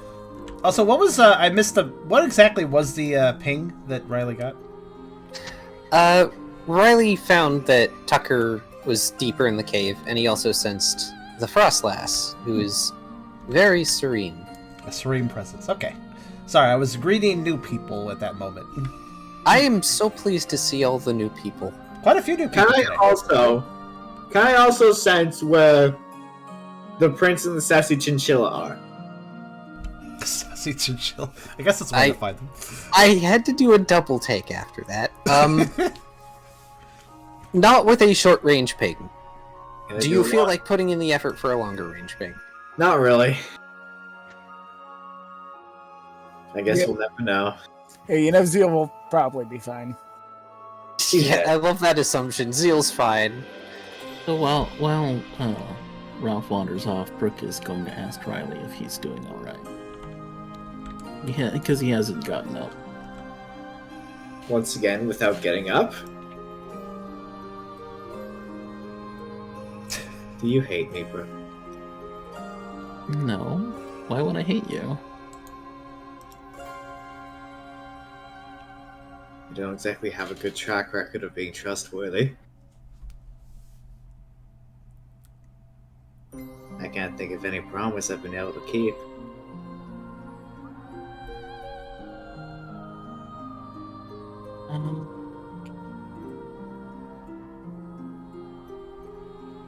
Serious talk means typing.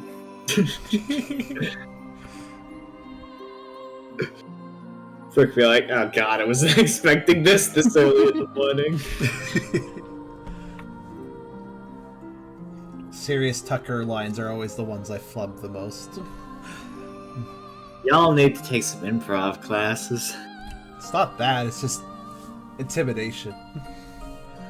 Again, y'all need to take some improv classes. I'm great at improv. Are you I'm either not good at carry improv. These are improv classes. What are you talking about? Tubby, going off of tangents is not improv. It counts. If it's in character, it is. Well, true. This is why self-inserts make me just shake my head in the general direction of people doing them.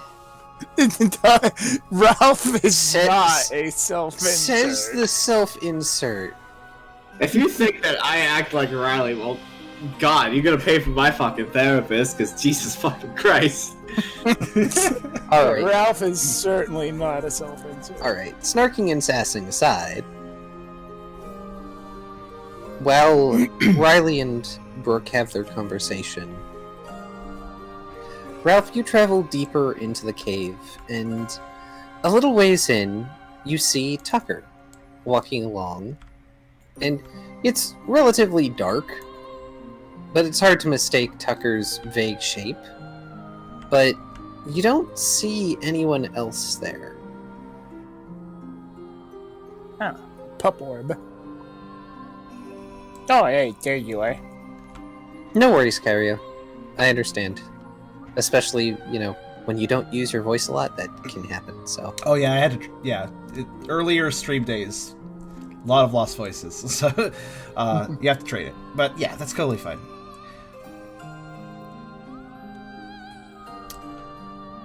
Tucker would... Do like I hear the tail end of any conversation or anything? Not that I know of. Alright. Okay. Alright, go ahead. My bad. Ralph just greeted Tucker, right? Yeah. Tucker would, his eyes would go kind of strangely wide as he sees Ralph, and he'd turn his head away really quickly as if ashamed about something. Hi, Ralph. Is everyone doing okay? Yeah, we all just woke up. Yeah, Riley's acting a little funny, but he always acts a little funny. I guess that's normal enough. Tucker is notably keeping his head turned to the right as he walks. But then he seems to pause for a second. Oh, can you not... He's kind of noticing that Ralph is completely focused on him, but not the Frostlass. Hey, Ralph. Yeah? Mr. DM? You suddenly feel a chill pass through you. Huh. Must be some hole to the outside under here. Yeah, I wouldn't be too surprised. Maybe the critters use this to like get in and out of the shrine. Tucker, you just see the Frostlass pass through Ralph. Like it didn't even matter. Tucker just kind of pauses with his mouth open at that. Still keeping his head tilted so as to hide that one eye, but he kind of peers at Ralph with the other eye. Well, it's a bit more than that. And then I lose my throat because of the sriracha sauce. Oh god. Well, Behind sriracha sauce from me. Oh no! We don't even know what is Ralph's spice tolerance. Oh god. 0. Yes. I mean, I'm Yes. a mudflap, so probably yes. I imagine it wasn't great as a human, but... Tucker would look like he's about to explain something, but then kind of casually walk past Ralph. Well, a bit nervously, actually. Let's just go back to the group. You're also acting funny. No, we better not still be in the box. I swear if we're still in the box. He sort of shakes his head a little bit. Not enough to turn his head much, though, as that comic goes. He seems more comfortable. Happen, right? What's that? Sorry. That did happen, right? Like I'm not crazy. Tucker sort of looks down at the ground as he says, "Pretty sure it did." Back with Burke and Riley. Burke shrugs. So you make mistakes. That's to be expected. It's what makes you human. Well, technically. You know what I mean. What matters is that you try, and that you make an effort to grow.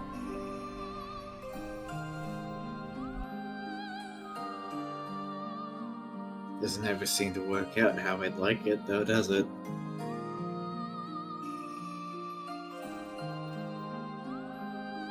I think the one I haven't broken a promise to at this point is Ralph. That's only because I haven't made any.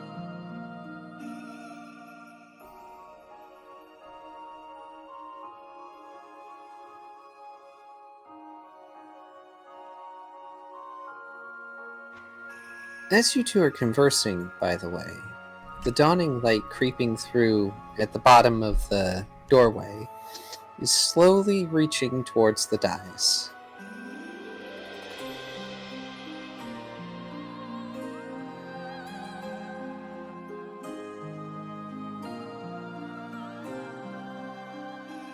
It's like gonna shine a light in a specific angle, and then that's gonna reveal the secret artifact. Whatever you say, Indiana Jones. I want to watch those movies now. Thanks for that. Stand by the grey stone when the thrush knocks, and the last light of the setting sun will shine upon the keel. And remember, X never marks the spot.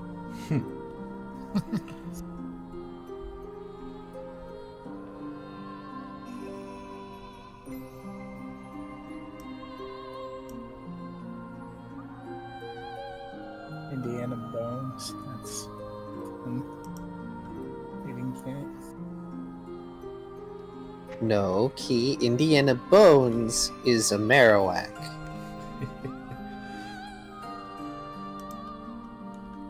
It's a Marowak that knows Vine Whip.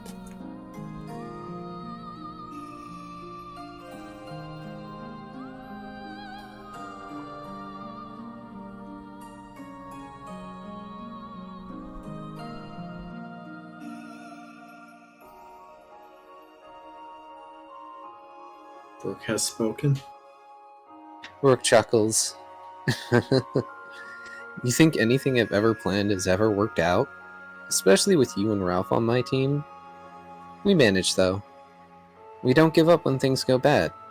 We adapt.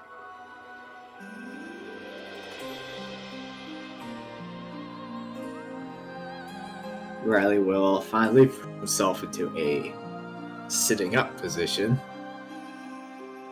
Which is, an improvement.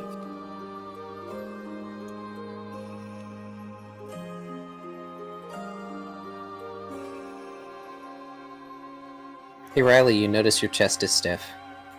My chest is stiff. Oh god. And he's gonna go back to absent-mindedly pawing at the thing in his chest.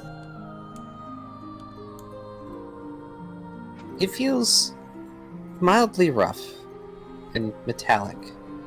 It's not super big, but it's one of those things where you kind of get the urge to play with it, even though you probably shouldn't. It's like a scab. Yep. Imagine your scabs being fucking metal. Tell that to Sounds every metal. Tell that to every steel type ever. Okay. Wouldn't their scabs be like rust spots? That's exactly what I was thinking. Like it's like just oxidation.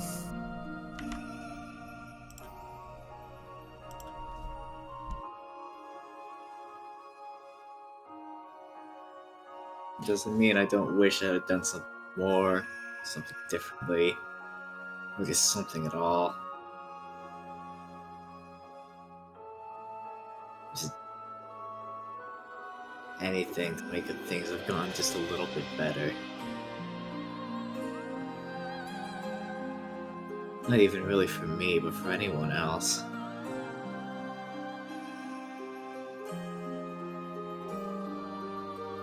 No matter how you want to slice it, Brooke, I have let a lot of people down. Really just a question of how much they blame me for it.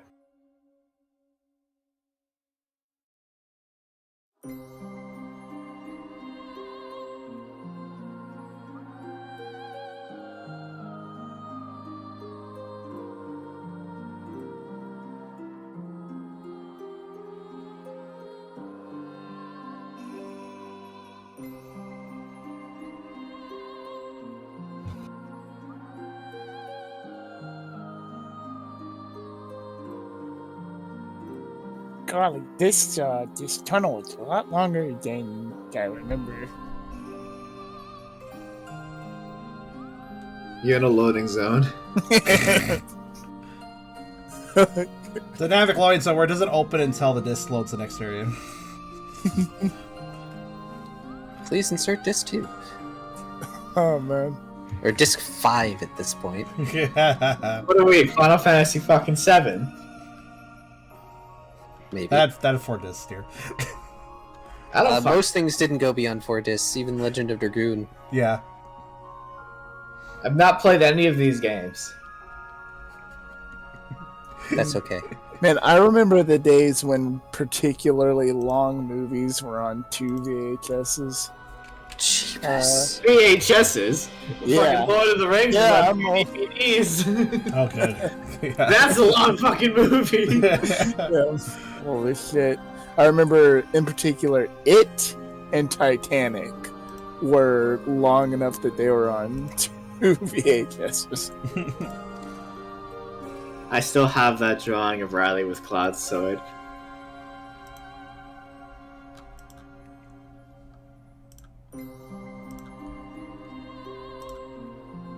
And I'm fucking ancient. I remember buying new VHSs.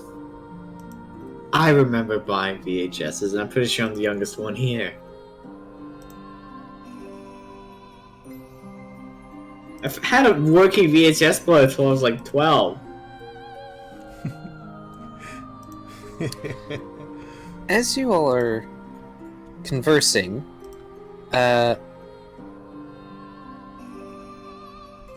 Ralph and Tucker return.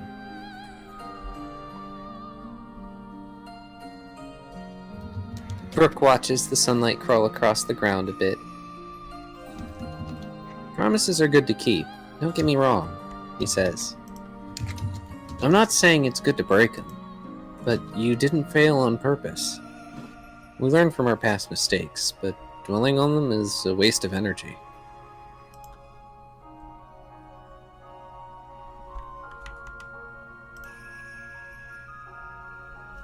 Guess that explains why I'm so exhausted all the time.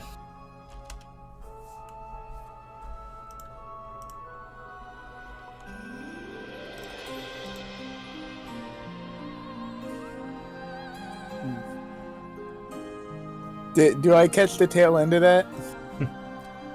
And Brooke just laughs. Yep, Brooke laughs. And do I catch the tail end of that's why I'm so exhausted all the time? Because I have a quip if I Yes. heard it. Yes, you got to hear that. No, well, I think you're exhausted all the time because you don't eat right and you refuse to sleep a lot of the time, and you do way more than you should at work. That's why you're exhausted all the time. If you slept and ate properly, that would help.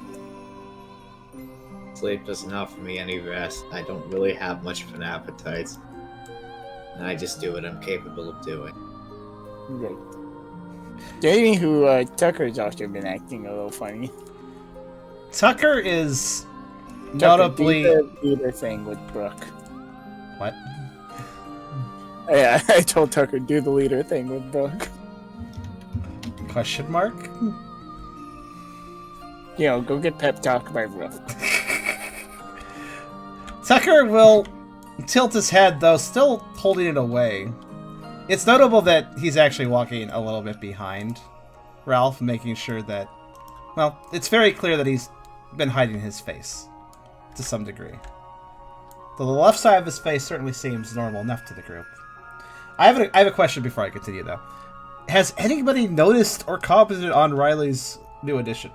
I don't know if anybody's noticed, but nobody has commented. I don't found know that- how they missed it because they're fucking pawing at it this whole time. I know, it's a bit strange. I'm kind of wondering if there's any further notes to make about that before I went on, basically. So, with Brooke, or with Riley now standing up and not lying down, I assume. Sitting up. Sitting up. But now his chest is showing.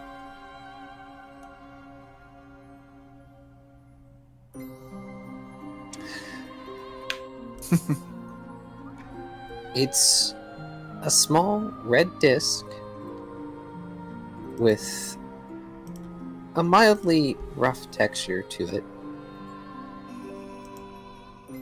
On his chest, where a Lucario spike would be on a Lucario. That said, Tucker, you may notice, if you dare to glance with your one eye, that the Frostlass has gravitated to the dais and is hovering there at the moment. Just politely waiting. Though you get the feeling that the others cannot see her just yet. Can I sense her? You can. You can sense a presence in the room. consider them closely watched.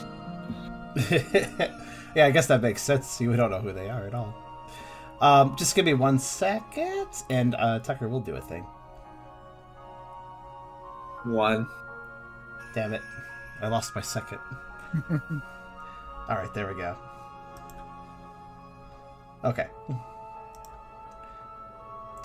So... Alright. When Tucker re-enters the room with the group, it's only then that he's actually going to notice what's on Riley's chest. He could have seen it earlier, but his own eye and the weird vision it was creating distracted him. And when he was looking at Riley, he was more paying attention to that double set of colors befitting his outline. It is the outline that's colored, right? Yes. So two colors, I guess they kind of share the outline half and half. Or is it more dotted between? They're intertwined. It's a sort of shifting color that, kind of... there's words. It's shifting between the two colors? Kind of like a fancy keyboard? Yeah. Yeah, just sort of like they're weaving and intermingling together at the moment. With kind of the same level of detail as the Frostlass's sort of silhouette. Or not silhouette, outline. In fact, everybody has a similar level of detail on their outline now, and it's a bit more vibrant. Well, Tucker currently, he would be turned such that he can notice the Frostlass is over the dais now. His one eye willing to peek out enough for a moment to see that. He seems hesitant, and it's very clear something is up with him, even if Ralph hadn't said something. He kind of looks to the group, turning his head back towards them, but keeping his right eye closed for the moment, as he kind of stares at Riley's chest.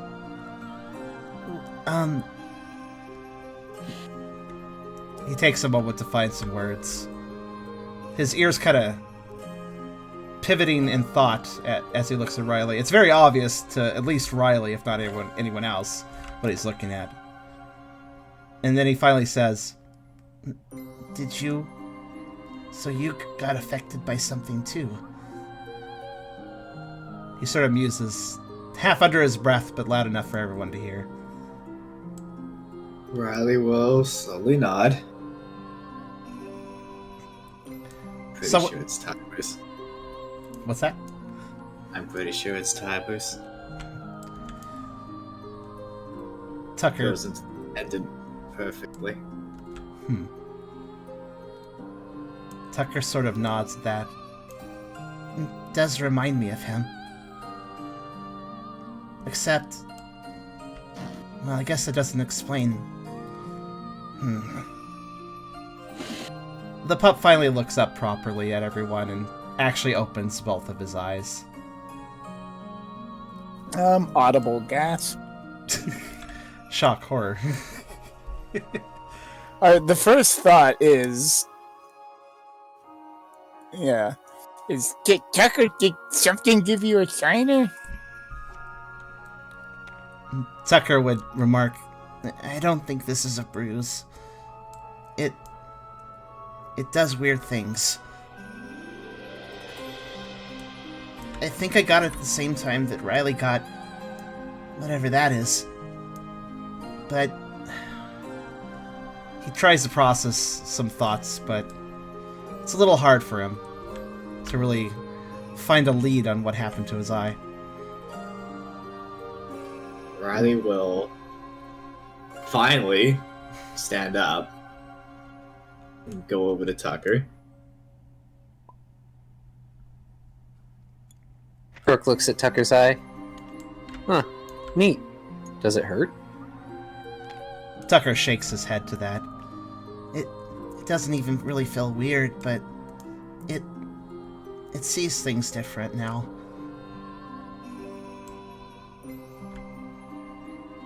he takes a moment to pause and look at the different colors that everyone has around them.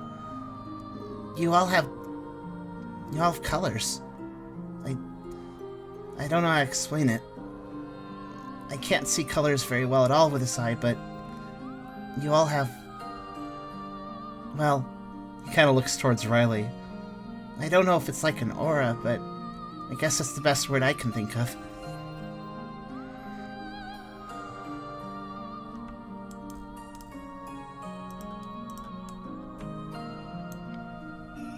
It is a bit hard to describe how perceiving things with aura works. And I'm not very good at it. Kind of hard to get used to a new way of sensing things when you never were able to do so before. Tucker looks at the ground and kind of nods, understanding that. It doesn't see the world the same as my other eye now. It can be a little hard to look at things with it. Riley will bring his hand up to Tucker's face and try to use heal pulse on the eye.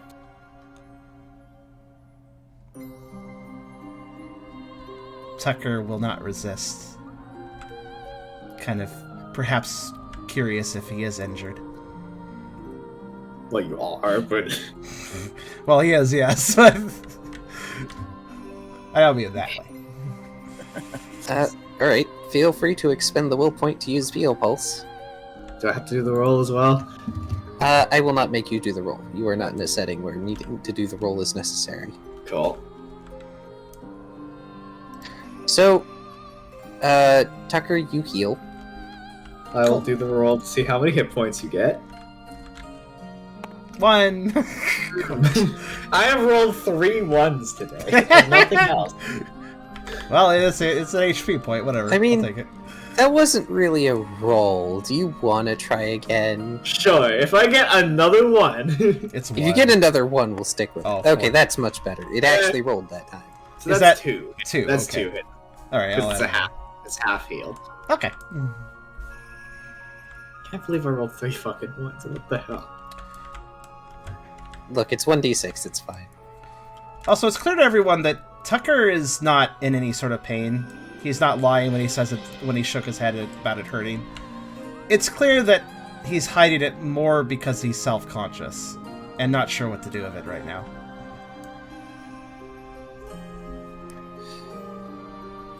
So what did the heal do to the eye? Nothing. Tucker's aches are gone. Tucker definitely feels better, but the eye is still the same at the moment. Brooke fidgets as this is happening, and after a while, rubs his head. I feel like I pushed you guys a little too hard back there, and it looks like it left a mark on you both. I'm really sorry. Tucker thinks for a moment and remembering back what they did to get out of the box. It's okay, Brooke. I pushed myself. Maybe all that I put towards helping Tiber, maybe that's why this happened. I'm not the one you... Sorry, go ahead. No, it's okay. Go. No, what was yours? I'm not the one you pushed, Brooke. I'm just the one who gets the scar afterwards.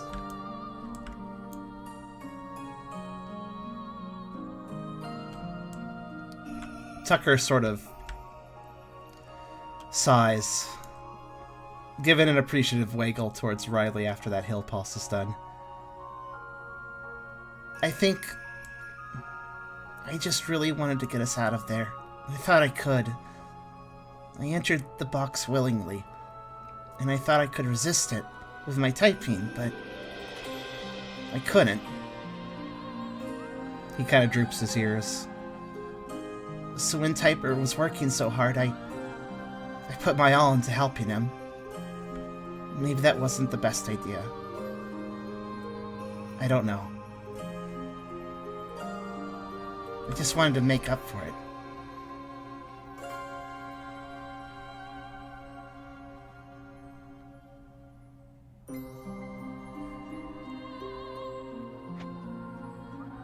And you all hear the snom. Right. It is. Goddamn. It is just sitting by the dais. It is staring up. A light breeze rustles the cover of the entrance, allowing more light in, enough that it reveals a portion of the Frostlass's body in the light. Ooh, do we see? You all see. By the way, Tucker, light hurts. Tucker will wince at that light coming in then. And quickly shut that his right eye. Oh no. Was that? Ah, yep. Kyrio's dead. No. No. I rescinded my high five for no technical difficulties from Kyrio. You're not allowed, you already gave it. Conspiring. Conspiring. Say I knew this would be mimetic. I know how Murphy's Law works. It's okay. Because his no technical difficulty streak was expiring. That's Dubrooks fine. We can continue the scene. Yeah, he's back, I think. The line's already there. I'm back. Oh, wow, I'm sorry, I didn't see that. My bad. I'm your leader, and you are acting under my orders, Brooke says to Tucker, and then to Riley. Yeah, I realize that. I'm very sorry about that, too. You don't need to forgive me. I'd understand. There's nothing to forgive, Brooke. You'll look back to Tucker. I think fixing your eyes been beyond what I'm capable of doing. Tucker would nod to Riley's reassurance to Brooke, agreeing with him. And when Riley addressed him, he'd chuckle a little bit. It's okay. I don't know what to do about it right now, but it's not hurting me. And I still have one eye that sees normally, so I think I'm okay. At least right now. Do I notice the wince? You will. It's not that hard to notice. Riley will take his scarf off and wrap it like bandage style over the one eye. Oh, but your defense Aw. point.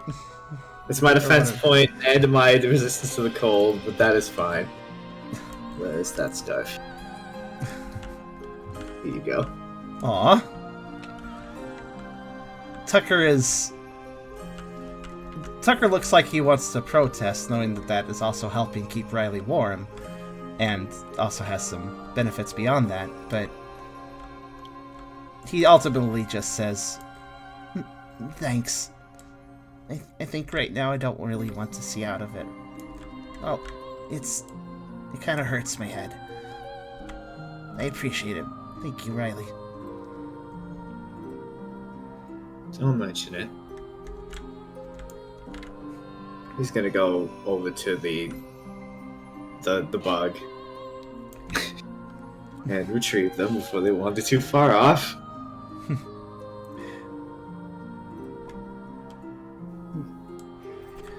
In that case, tell Tiber I apologize to him too, Brooke says. All that said, I don't regret doing it. They got us out there and we survived. That's what matters most to me. Halfway through retrieving the song, Riley's just gonna stop and look back at Brooke. He doesn't hold it against any of us, Brooke.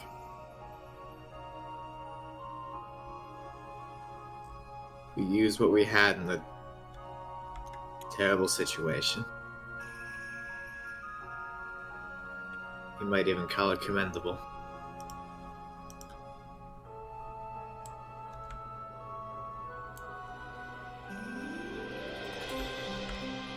And he's gonna retrieve his bug. Since the light revealed part of the frost last year, I'm gonna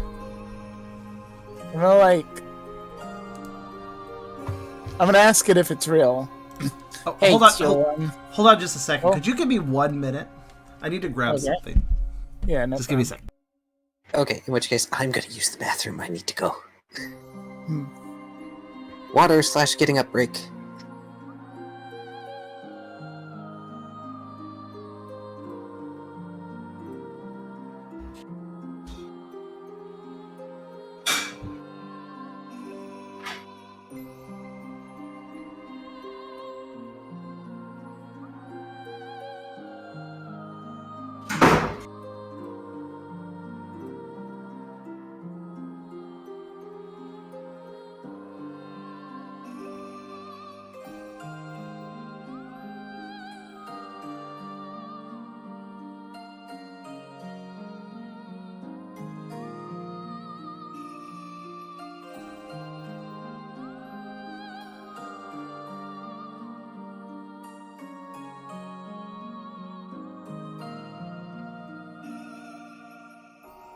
Okay, back.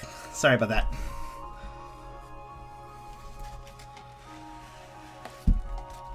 Pretty sure Kai's still in the bathroom. Oh, that's fair. Sorry to interrupt you there, Tubby. Tubby's dead. Oh. I don't know that for a fact. I'm just assuming. Because I interrupted him, he committed seppuku. Oh no. It's honorable seppuku. Yeah, that's a good point. There's new art while we wait. There is, Key. I still need to pay you for that. Thank you for posting it before that, though. Let me share that.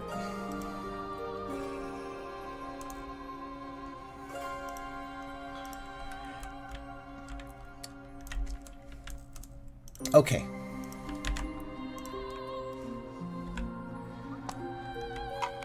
Yeah, this came out of an idea, actually. This is something that I was commissioning Key for. Yeah, Key, I could do that.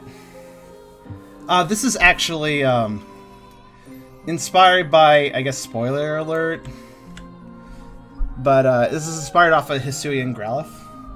I was thinking that longer hair Tucker could be a cool idea, so it was just a little idea. Oh my gosh. Fluffy.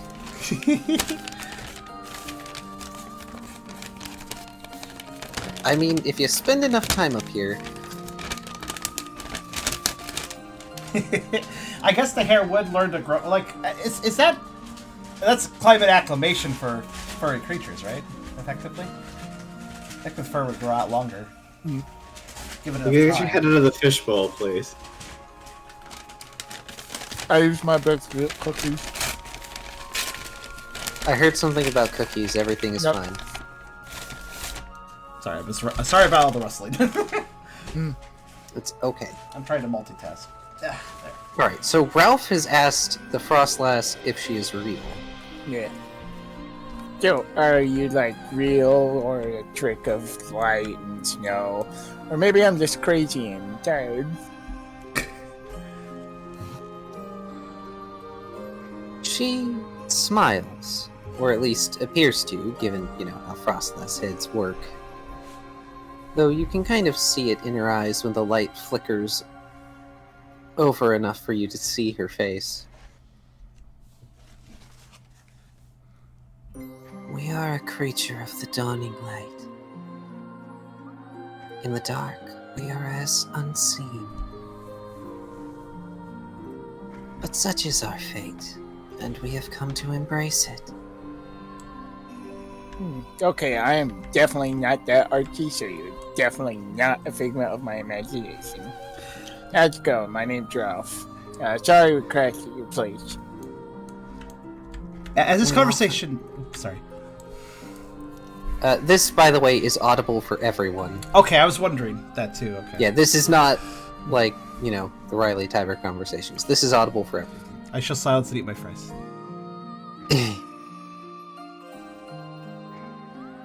This place was offered as sanctuary to your friend and to yourselves. You have bested the creature that our people have called the Hungering Ghost. It is the least that we can do. Yeah, that was pretty awful. Yeah, and I feel like we're not the first ones to be trapped in there.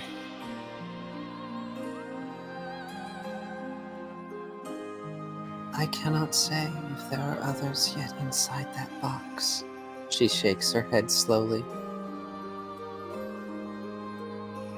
All that matters now is that it is gone. What lies ahead, however, is a tremendous trial. So, yeah, I guess that's par for the course. I was kind of hoping that would be the last big hard thing on this trip. But, you know, in the back of my head, I knew, there's going to be more stuff. And then there's going to be some trouble getting back. Hey, that's what pioneers do. Such is the harsh life on this land. It is why my people are so afraid of outsiders. They are not strong, and so their recourse is to hide.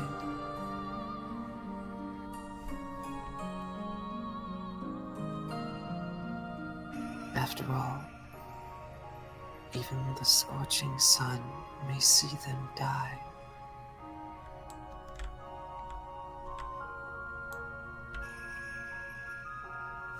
Ralph tilts his head. DM, just to be clear, there were snow runts in Savantown, right? That is correct. I'm gonna bring that up. So, like, the scorching sun can kill them?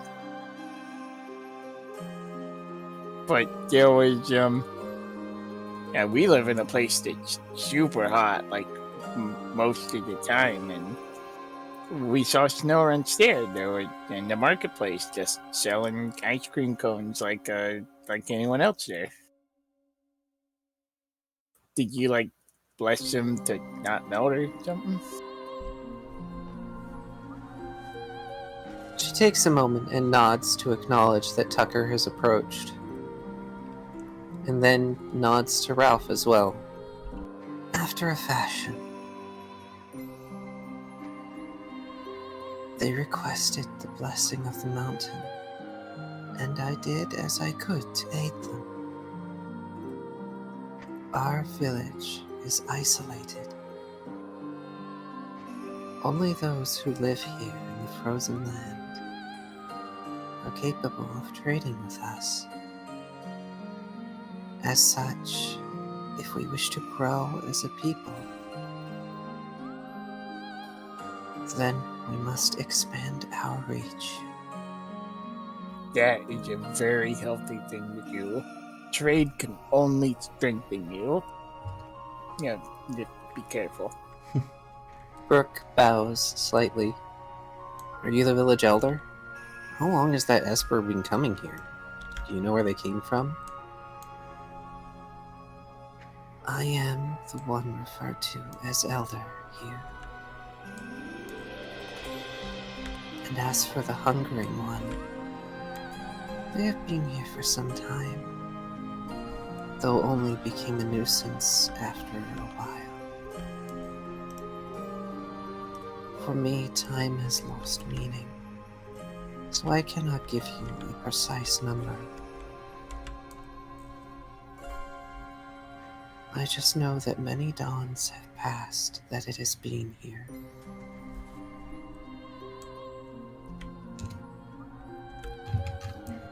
It is gone now, and for that, I thank you. Tucker will speak up at this point. Thank you for your advice and help, and for the shelter. But I don't know if we really did enough. we only escaped ourselves. I don't feel like we really helped the village that much. He says rather honestly, and clearly showing concern. Yeah, I'll add on to that. Yes, how can you be sure that it won't come back? We cannot, but we can hope. I see, Brooke says. I agree that I don't know if it's gone forever, but that's not our mission. The Frostlass nods, inclining her head towards Brooke slowly. You are here for one of our own.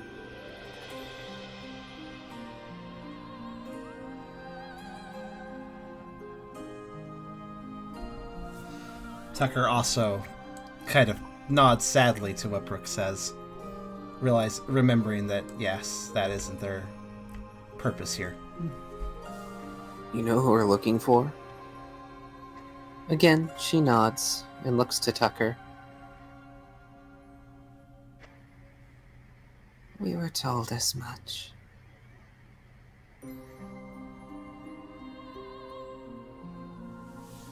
Told by who? Who could have beat us here?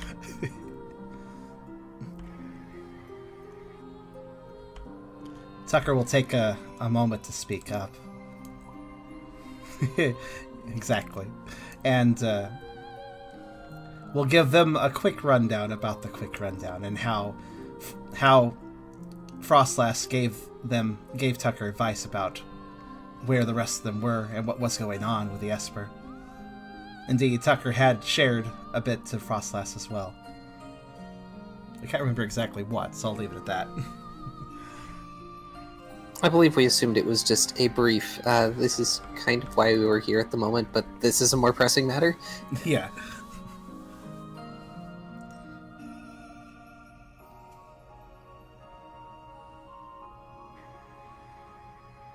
Yeah, I see. Well, it wasn't really that classified information or anything like that. They look mildly sad. You are after one who is a braggart, self-assured in their power. They believe they hold the mountain's blessing, that the ice of their shell will never melt. And so they have sought to test this blessing and prove its truth. Beyond our land, to where the scorching sun lay in the sky. Though I fear now they may do even worse and upset the balance of this place. Then she just raises a hand and waves it in a sort of almost languid motion, being dismissive. But I am getting ahead of myself. Before you are to go anywhere else in this land, you will require protection.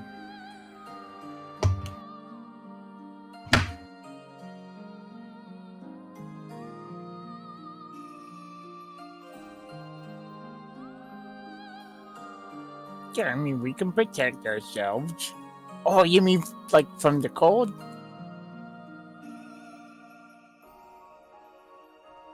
The braggart you seek climbs Mount Shiver. The cold up there would be harsh even for one such as you.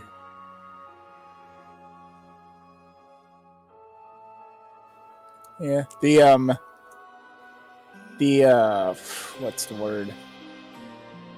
The nonchalant carefreeness visibly drains from Ralph's face as this thing's like, oh yeah, you have to go even further north and get even colder. And you have to climb a mountain, like, you can see the fucking energy drain from Ralph's face. It's just like, oh my god, I have to climb. At the mere thought, Tucker even does a bit of a shiver, remembering the near hypothermia most of the group experienced already. Rook rubs his head. You mean it gets worse than this? Man, I really underestimated how cold it got here. What kind of protection are you referring to? Is this that same blessing you were speaking of before? She shakes her head, though this time with a bit more vigor, though it's not really that much compared to everything else she's been doing. The blessing of the mountain is a deep chill. For a guardian lives there. The blessing of the mountain would bestow you with that same chill, one which you must stave off. Very few outsiders are capable of scaling the mountain. If you were to, perhaps, have clothing made with a Cincino's fur, Oh or gosh. a similar creature, we could perhaps have the villagers fashion you garments. You are not.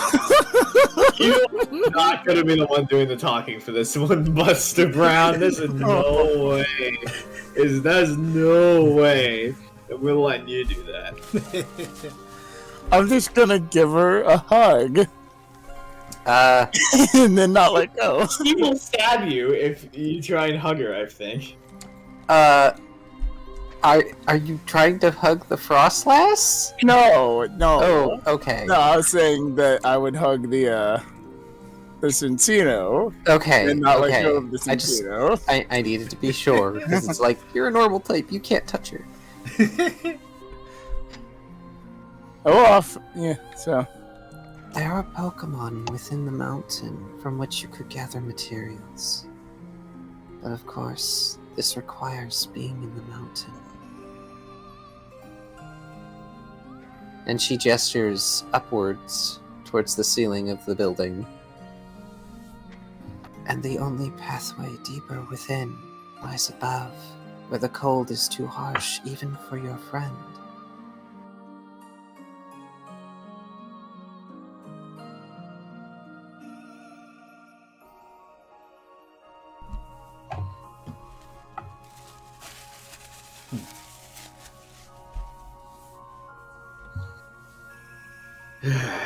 Sounds like I'm gonna have to go sweet talk her sassy new friend, aren't I? The Frostlass moves off the dais and parts the cover for the entryway, letting a breeze of cold air in, along with several snowflakes. I shall accompany you to the village. It should reassure our people. Thank you. I'm gonna go to shake her ghostly hand. Your hand goes right through it.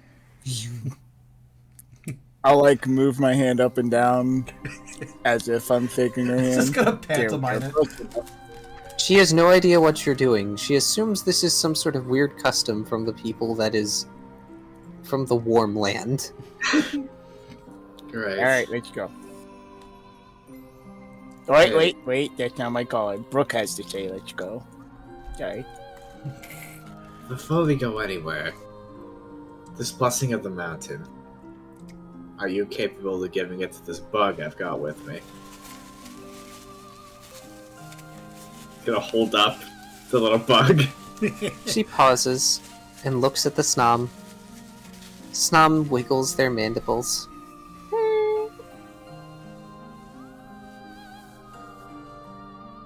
If this child still remains with you when you would return, then we shall grant the blessing if it is within our power. I don't think I've ever lost a child, so I don't feel like this is going to be an issue. Crap, my Discord is going crap again. It's not you. I heard him robot too. Which means Yeah. I can robot too. Oh god. Oh god, you're all dying. 1, 2, 1, 2. Hmm. I'll be back. Stream That is was just fine. him. Yeah. Someone's dead. I have to remind you guys Kyrio. that if Eragon dies, that's really a bad thing for me too. 'Cause It's we're on not the same even team. me. There. I am a robot. Could you try repeat it? I think you're fine now, dear. That wasn't even me. You were the one that was roboting, actually. Your last statement is Riley. That was the whole call that did that. Oh, well. Nonetheless, you were roboting for the viewers, is what I mean. He's coming back. Oh, did he die? Yeah, he died. Oh, That's how I know it wasn't me. conspiring. Fortunately, I have a burger, so it's okay. We do have the egg back home. We're turning into a daycare, and we don't even have the official daycare started yet. We will, Fuck that noise. We have a family. Family, Aw. okay. We're family. I guess I'm the uncle, grandpa. Yeah, you're the weird uncle we don't invite to Thanksgiving dinners. But who shows up anyway? I think you have to tolerate them for 3 hours. What kind of fucking Thanksgiving dinners have you had? 3 hours? Tried like 12! Oh my god, what? Why 12s? You go over at like 9 in the morning. You help do the prep, you know, just hang out, eat the dinner, then hang out until like the sun goes down. Okay, now that my Discord has decided to work again, Hello! Hello. Now that I'm done being blamed for your death, it's okay. as I was saying, I don't feel like I've lost any children before, so I don't feel like this will be an issue. I probably shouldn't have said that.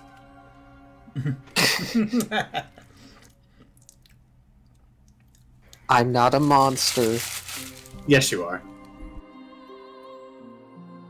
I can't deny that.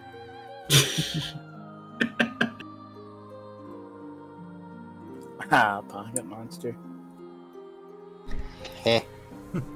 Also, I guess you spaced a bit, Kyrio. Yeah, it looks like we're needing to get Cicino fur so we can survive mutton, basically. Yes, and the Frostlass is going to, when you guys decide to actually leave the Elder's home, escort you all back to the hamlet. I need to go check up on whether or not the sassy chinchilla has killed Zeal yet. They're just getting back from their epic, amazing adventure. It's how we find out they're not best friends. I feel like we need more than the one Cicino. That was my thought, too, actually. Like, is that enough for four Pokemon? You don't know. Maybe you don't even need much. True. Like a single hair. Perhaps it's less about coverage and more about aura of the fur or something. I don't know. We take a piece of duct tape. Gosh. That sound effect was horrible. Please never do it again. Nice. Okay.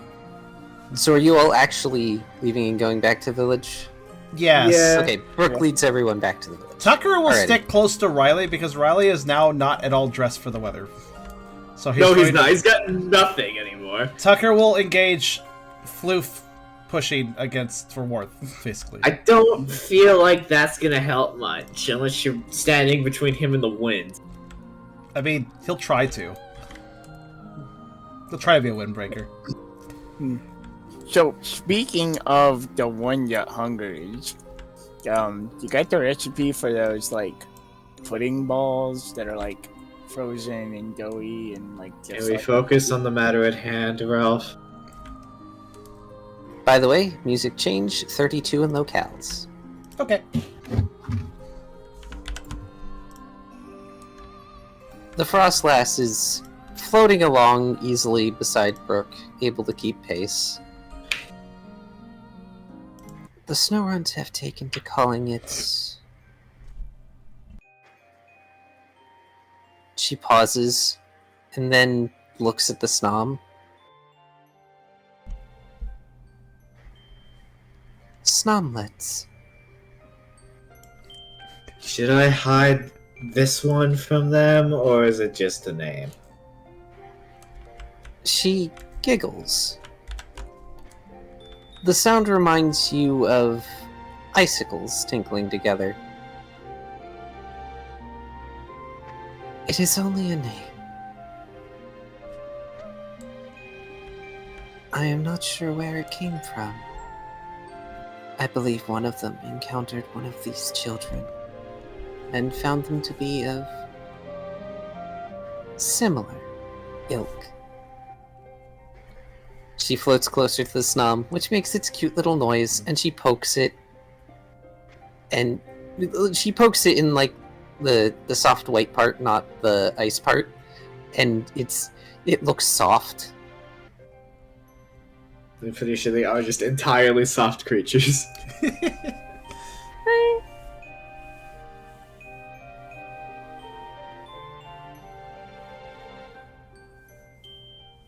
I should probably name this guy, shouldn't I?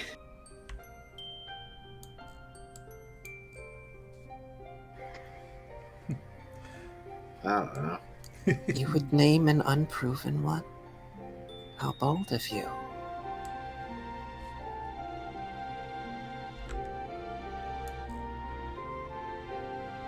Even the braggart whom you seek bears no name.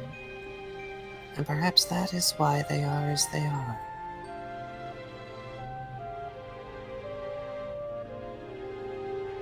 You pass through the gate, and the Frostlass seems somewhat more solid.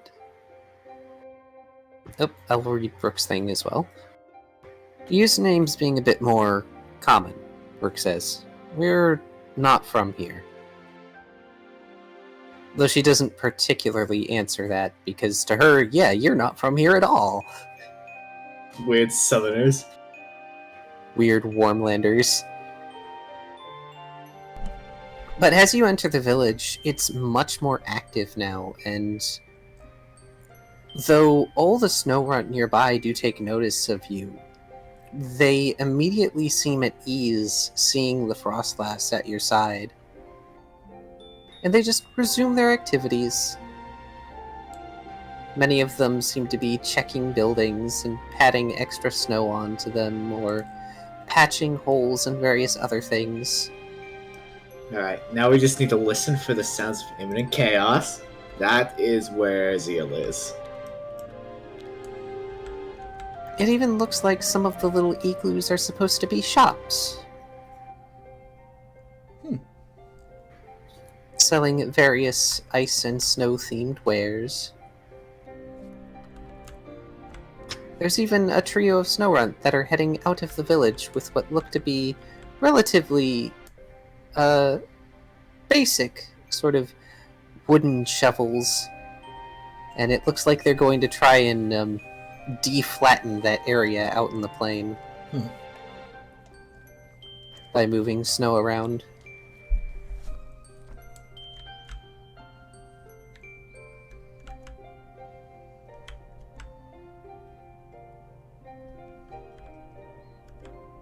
I mean, they could just wait till it snows again, I mean. Tucker does seem interested in noticing there are shops. He'll take note of that for later. Also, wait, didn't Riley actually name the Snom Puff? No, we said we'll figure out how to do that in universe later, and then I got abducted by an esper. It was a fan name so far. Right. Yeah, fanon, not canon. Yeah, because I insisted we named it after a bean, like Pinto or Kidney Oh, or gosh. something. Brooke heads for the house he left the Cincino in. You find the Cincino there. They are currently gnawing on a fish that they have been heating using Zeal's fire. So Zeal is just sort of sitting there, and they've got their little fire main thing going.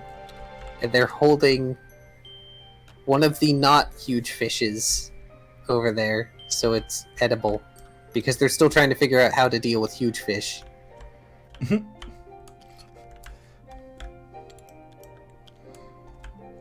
Oh hey, you're back. We thought you were dead. Ha! I told you they weren't going to be dead. They are my retainers after all. Does Zeal still have my cape, or is that just been lost? Zeal is currently sitting on your cape. Oh Sitting god, I'm on not sure I your want that. Don't know if I want that back anymore. It's not like it's filthy or anything. He just doesn't want to sit on the cold floor.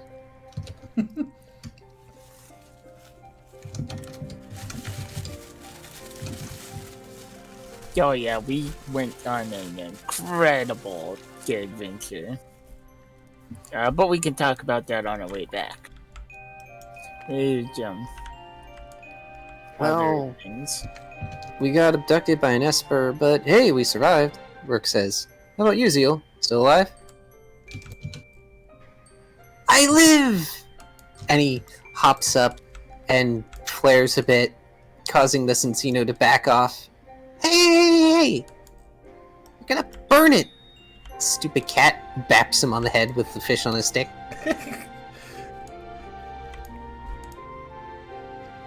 But I am alive.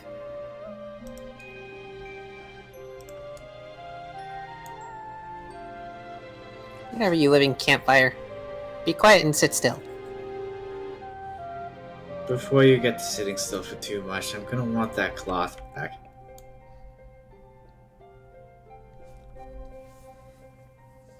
Zeal does the saucer eyes processing. Oh, okay. And he bends down, grabs it in his teeth, and brings it over, hopping away from the Cincino, who looks disgruntled that their heating device has wandered away. Riley will take his cape and just say, okay, now go back to where you were sitting.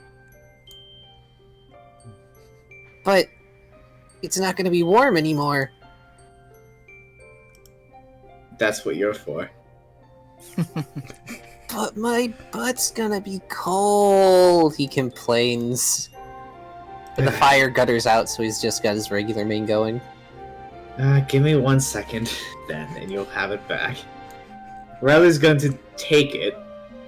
He's going to grab, like, the lower end of it and just rip a strip of it off. What?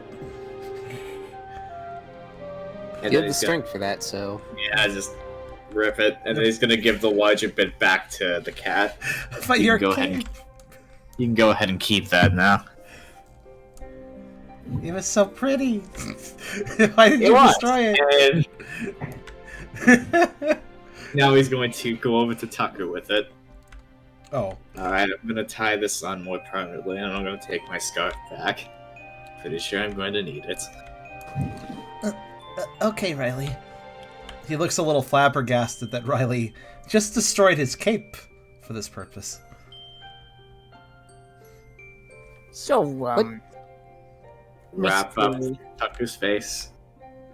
So, Ms. Cincino, do you have any Cincino friends you could invite to celebrate us living? Jesus Christ, Ralph. So, first off, why the heck is Riley's cloak infused with his skin? What do you mean? What is this flavor text? Sorry? What? Where? Cloak. Maybe infused with his skin. Who the fuck put that on there? I have no clue, honestly. I was just gonna put it over in Tucker's side, but I saw that, I'm like, wait, what? I don't... I feel like these people just keep adding little things to my sheet and just wait for me to notice, and I never do. What I didn't do that, the cloak thing. Uh-huh. I believe it. That honestly, that seems like something maybe I would have done for shits and giggles, but I don't remember doing it. I know I didn't write that. I know I didn't write that because I would have used proper punctuation. So there. There's no period. There you go. There's your eye covering. Now it's infused with your skin. Yay, skin infusions. There. Well, I wonder if it was me making a joke because it was the same color as Riley's dark part. Anyway, I'm saying it's darker, but go off. Also, I it's guess. in two pieces, so technically does he still technically have access to the cloak? I don't think I took the entire cloak, technically. Yeah, but he gave the other bit back to the cat, and I don't think I'm ever So- getting it back. Or if I am, I'm not sure if I want to wear it anymore. At least not before it's been washed. Oh, come on. When is the last time we gave him a bath? For God's sakes, where has he been? You guys went through the Drizzle Woods. Doesn't mean he's clean. It means he's wet. Rolling my eyes at you. Clearly. I have seen some very, very dirty wet cats in my time, and believe you me, a little bit of rain or a lot of rain is not enough to get that out. I In any case, the Cincino gives Ralph a look, and then pops the fish into their mouth and pulls the stick out with only the bones. And they proceed to pretend to answer you with their mouth full, because they know you can't possibly understand them when they do that.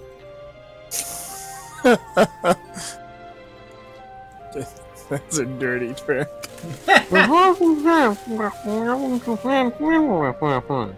You can do us all a favor and just ignore him.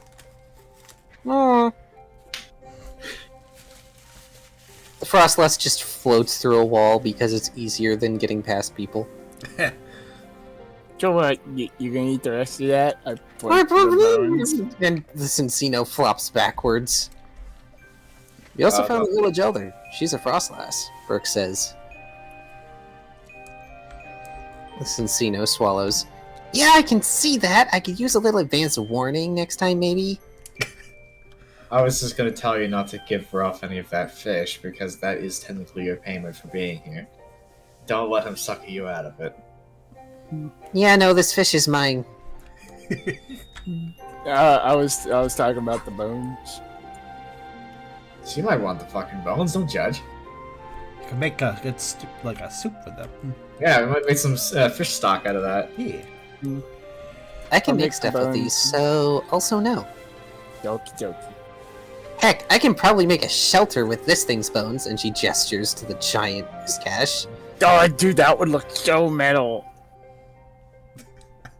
This thing isn't a steel type.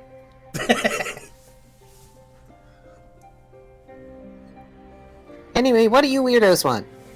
Except for you, she gestures to the Frostlass. All proper deference to you, Mr. Miss Elder Eldris. Miss... Frostlass does not seem to care about how they are addressed. To answer the question, in order to do what we came here to do, we need to go further up the mountain, and so we don't all die when we go up there. We need garments made, and the elders specifically requested Cinchino fur, which is why Ralph so blatantly asked for any more. Can I finish, please, before you go and have a small freak out? They squint and have started, hanging on to their fur fluff, but they nod for you to continue. I'm in no way going to ask you to start plucking out your hair for our sake. I would like to know if there is any way that we could obtain some from anyone, not even necessarily you, that doesn't involve plucking. Or rather, hopefully doesn't involve Ralph.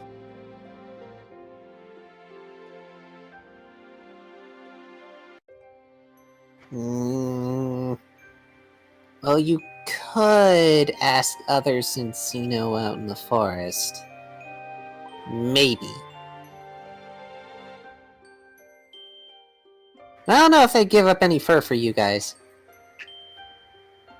I mean, would trading for it be a reasonable option? Like, say, if I was to go grab more fish?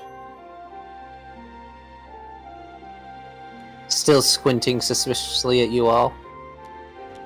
They might be amenable to that. The Frostlass chimes in. Perhaps you could convince some of the snow runt to aid you in this. In the fishing or the finding of other chinchinos? Both. Well, perhaps in only fishing. As you have seen, my people are not the most sociable. However, we do have an alternative route. She gestures towards Zeal, who is still sitting there, kind of trying to help toast one of the other fish.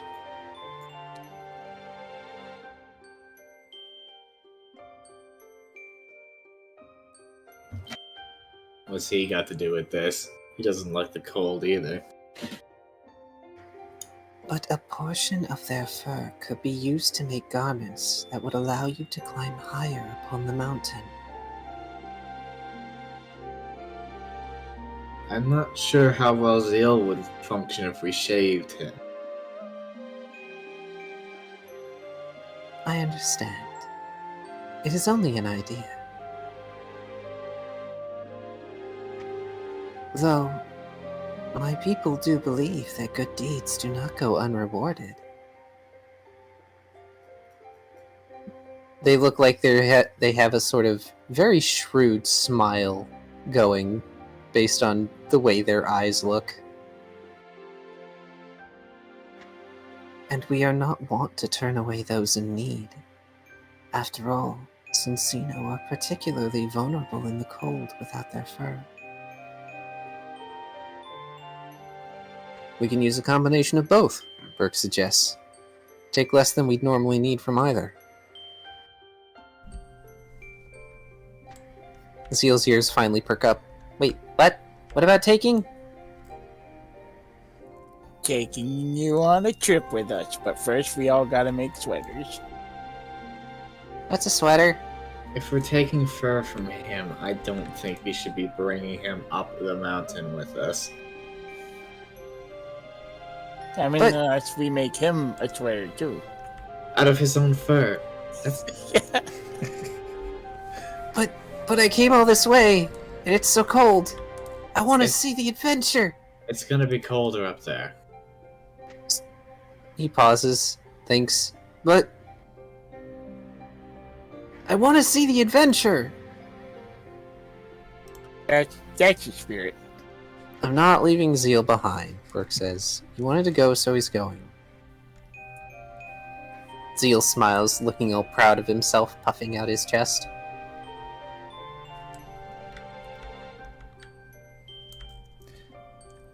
Tucker would pipe up for a moment. If the Casinos want fish, that is something we could get. If they want other things, I noticed the Snorrunts have shops. That means they have some interesting items. Maybe the Casinos would like some of those as well?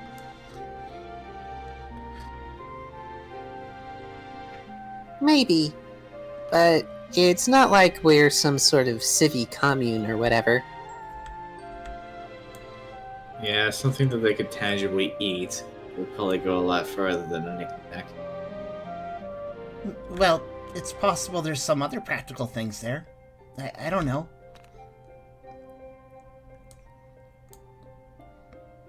The Frostlass pauses and seems to look between all of you.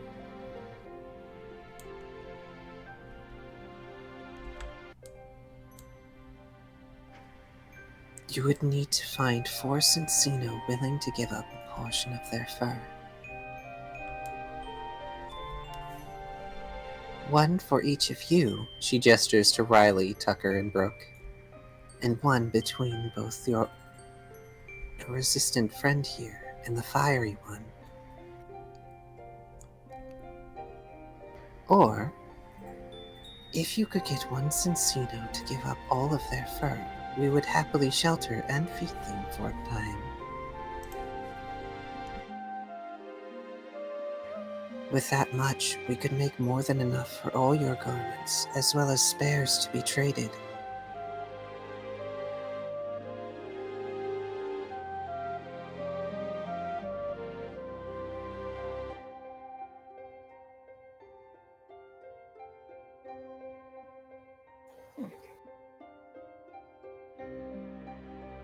So, do you want to be number 1? Asks the Cincino in front of us. I mean, it's okay if you've already helped us a whole bunch, but it's like just kind of efficient to ask you first, since you're right there. How well would they be taken care of, Burgass? Since the disappearances, there are houses that have no owners. They would be free to take up residence as long as they please. And we would be willing to share in the bounty of our village with them. The mention of the empty houses seems to make Tucker look rather sad for a moment. When their fur returns, they would be asked to contribute or to leave, as is fair.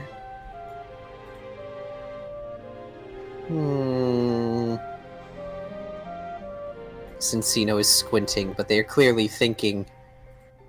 They remind all of you of V for all of a second.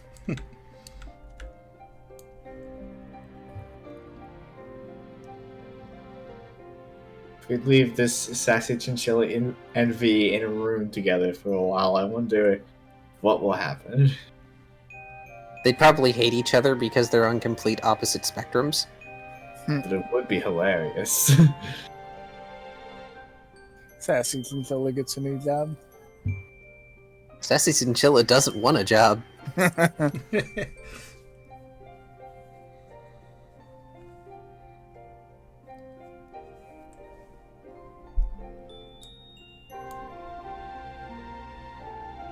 So, is one of you going to try and convince the Cincino? I mean, I posed the question. I'm probably not the best for convincing her at the moment. Well, if you opt to do it, then you could pretty much just hang out here and just continually munch on that fish. so smart contest allure. Ah, well, this is gonna fail. This is gonna fail hard. 2 dice! Hello! Hey! Well, I meant for, Ralph, but if you want to actually try and convince, go ahead. Well, Also, I'm the one who said it. Yeah, he is, actually, so... oh, he is? Oh. Yeah. Sounds like a cushy gig. Trade a bit of fur for not having to do your own hunting for a season? Burke says. Though I know temporarily being a civvy isn't attractive by itself, but think of it as a vacation. I like mine better. I like both. What was yours? I'm sorry. If you decide to do it, you can just hang out here and eat that fish. Cool. Brooke, also make a smart contest allure. Please tell me you get better than me, because my god, my 2 dice. Riley needs to invest in contest. Never. Least sociable. Did your clicker just break at that moment? I see your finger going. Here, I'll roll. Let me roll the last one. Okay. Unfortunate. And Alright. mine was way better at convincing. Okay, Ralph, go ahead and make your smart contest allure. If I get the best roll out of all you guys, y'all need to really rethink your lives. It's funny how convincing Riley can be.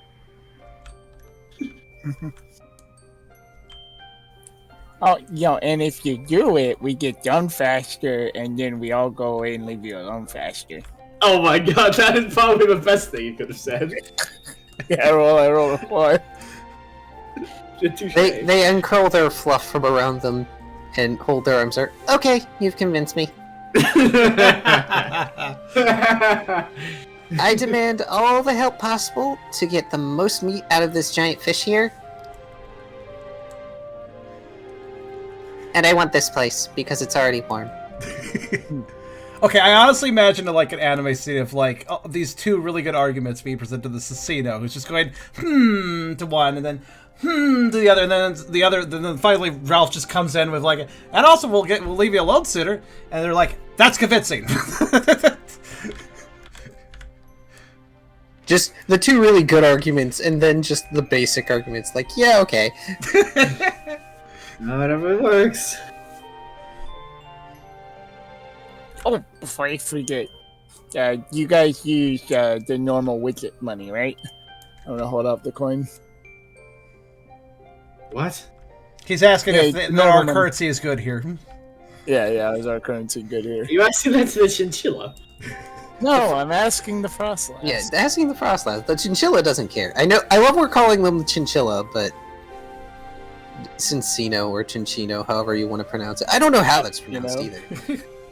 They're forever sassy chinchilla. That is their name. Oh gosh. The Frostlass seems to smile and clasp their hands together. No, we do not. There is little need for it. Well, within the village, at least. However, those that travel have a home in which there is a storage box. We lack the key, however. If you would like to leave us payment in the form of your coins, we would gladly accept. Tucker thinks for a moment, and then addresses the Frostlass. You said your village wanted to expand and grow, right? Well, maybe we can help set up some trade with Savantown later? It's possible that currency might be more useful to you later. We would appreciate this. Perhaps if you can save the braggart from himself, you would be a useful liaison. She suddenly becomes downcast. Her form darkens a bit, looking more cloudy gray than white.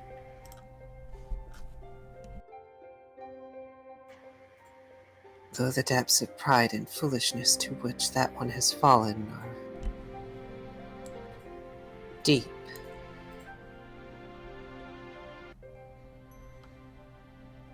As the snow drifts after a blizzard.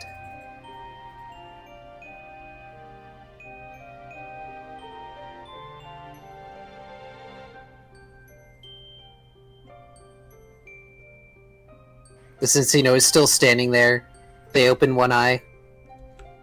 So, you guys gonna cut this off, or...? I guess that'd be my job, won't it? And they waited like a kid about to get a shot. Alright, how much of this do I even take off? How does this work?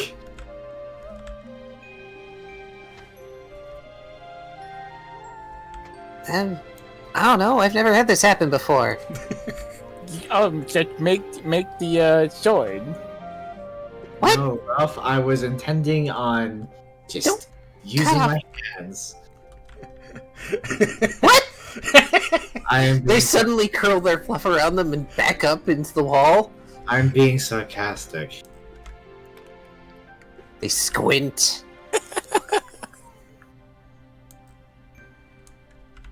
Can Riley conjure up like a small, like little knife? I... Fucking sword.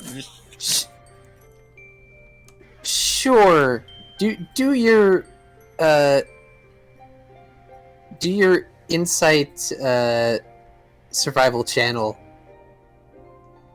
See if you get the knife or a sword. Oh god. I'm choking laughing. Just show them the miniature shell. They won't complain anymore. That's not fair. That's That is passing. a little questionable, to be honest. So you do basically the same thing as trying to pull out the sword, just not as much, and it works. It's just more like a half sword than an actual like. I've got a short sword. Yes. They're super squinting at you like. Look, whenever you're ready. You imagine go to the barbershop, they pull out a freaking lightsaber. Alright, hold still. You're not. You're really. Oh! Seal pipes up, hopping in place a little bit, partially bundled in the cloak. We can use Brooke's teeth. They're sharp. I am not letting my head be put in that thing's mouth. No offense to Brooke, but I don't think I would want to get my hair cut with Brooke's teeth either. Brooke grins. Y'all are not helping. I love it's just a mistake. We've killed him. Stop falling over and dying, everybody.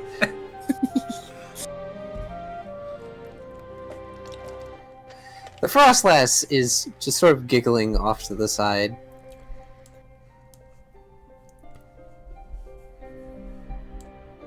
Look, I promise I won't cut. I'll just get your hair. They flatten themselves further against the wall as you approach. I didn't even do that. I'm not sure who's touching me and moving me across the board. That was me, sorry.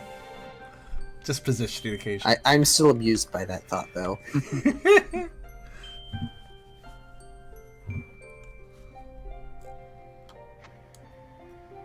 Perhaps before you provide such crude methods of extraction, you could ask about the village. They understand you are no threat now. Perhaps they will have something that will aid you. You may even take your friend here. Perhaps the clothes maker will be able to make garments from them directly.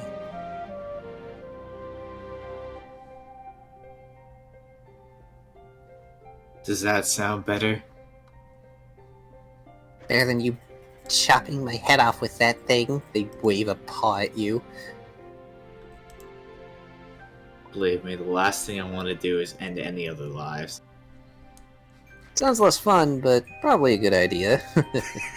Burke chuckles. I'll show you fun, you big lizard. Can I conjure up like an orb bone in my other hand and just like, if you want to hit him, you can use this. Oh my god. If you use the physical attack for Shinshino, it is really just a sassy slap. Yeah. Just a sassy slap. Won't do any damage, but I will make a satisfying sound. So they go to take the Orbone and march up to Brooke, and they swing it, and it dissipates before it hits. Huh. They have no ability to manipulate aura. Would you like me to hit him for you? They have that just grumpy look. That's you know the one where it's one step away from the quivering lip but angry. I have a physical. I pull up the actual bone. Here, try this. Well, that was anticlimactic. Let's just get this over with. I'm hating this idea more and more. Riley will give Brooke a gentle bonk on the nose with the bone. Boink.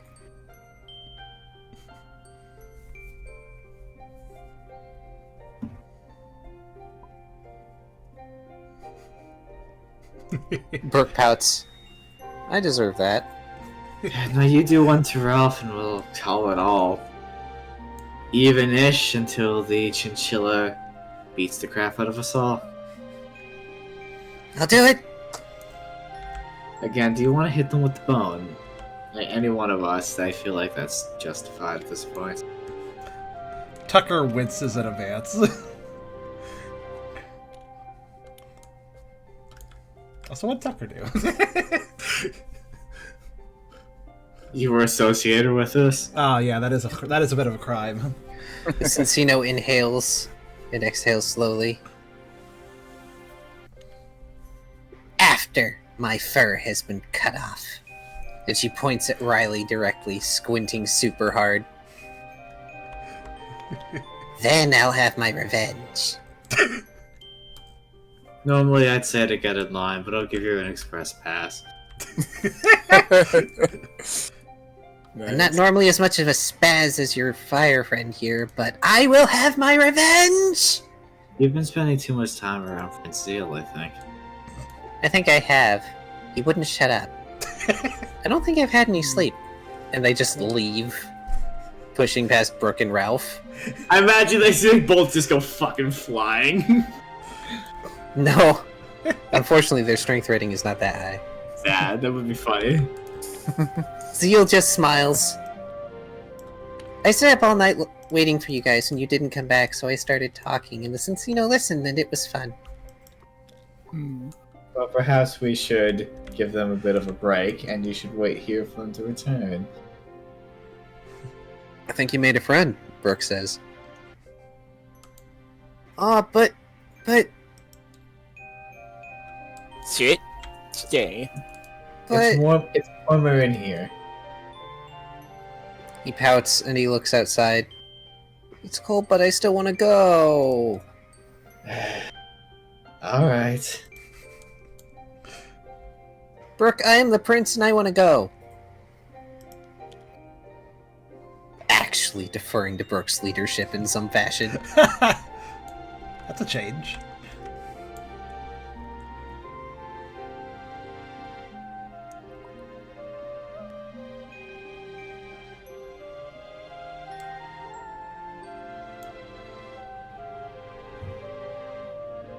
Line. Right. Ah, yes. He could be useful for the garments after all, Brooke says. I feel bad leaving him here anyway. Tucker would quip. Honestly, with how long he's been cooped up here, I'm surprised he's not running off the walls. He chuckles. It's too cold for that. And you can see that he's actually got the cloak like under his paws at the moment. So it's almost like a sort of tarp over his back with how taut he has it, and he's been shuffling around. Oh yeah, like you do with pajama pants when you're not wearing socks. The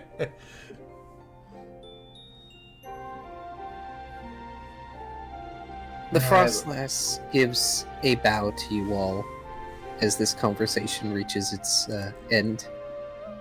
Let's go then. The faster we do, the quicker we get back home where it's warm. Yeah, I'm super glad that we have a host that's really patient, because we do this. He spins his little finger around a lot. You be very careful what you do with your fingers. Okay, I need both of them to do that.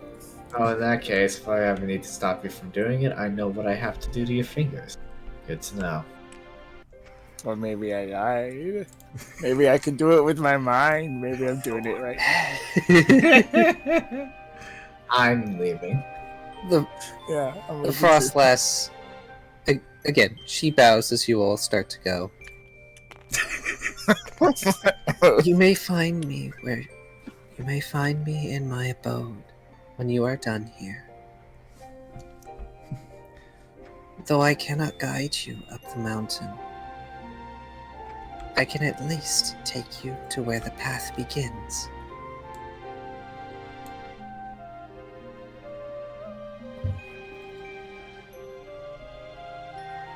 And then she just floats through the wall.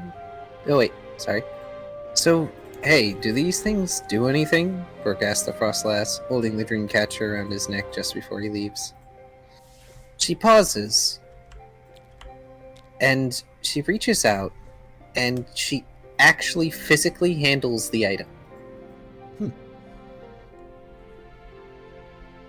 This is an old tradition. They are wards against nightmares and wicked spirits. In truth, they do serve that function. Though, the reason they are in each abode, as much as possible, is that I may interact with my people. Before I was elder, the elder before me had the same policy in place. In this way, the elder may continue to interact with their people, even after they are touched by the dawn.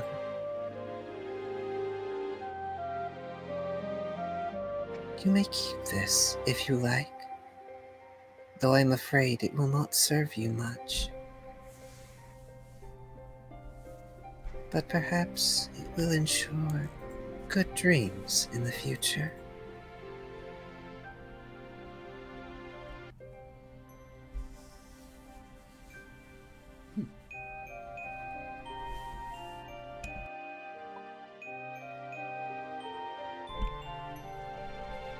Yeah. I think I could use that, Brooke says.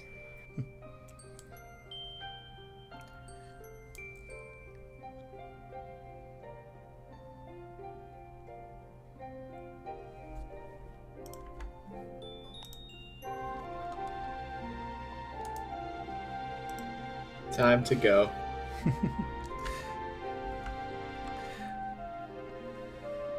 Presuming that the Frostlass is leaving after this conversation, Tucker does a polite bow towards them as they dissipate of sorts through the wall. Yep. And now you all have free reign in the Snowrunt village. And I can tell you... No, I'll put the Frostlass away, actually. Pixel. Oh my gosh. Sorry, it's, again, Tabletop Simulator doesn't like pixel art, so it makes it look weird, but still. It may be crunchy, but it's cool looking. Yeah. I do like the little Ghost of Kyrio set there. The Snom, Ghost of Kyrio. It really does look like I'm leaning on him. That's adorable. Not sure how you'd feel about me doing that.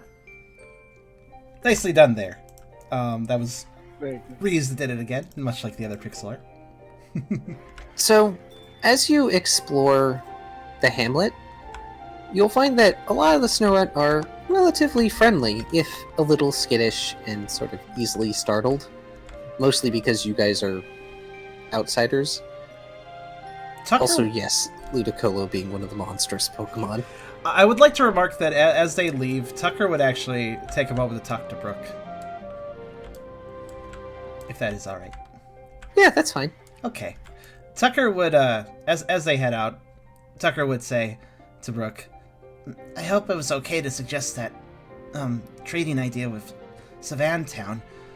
It was just, after what happened with the Vespiquen and how our town could help them and vice versa, I just thought, well, maybe we can help this village too.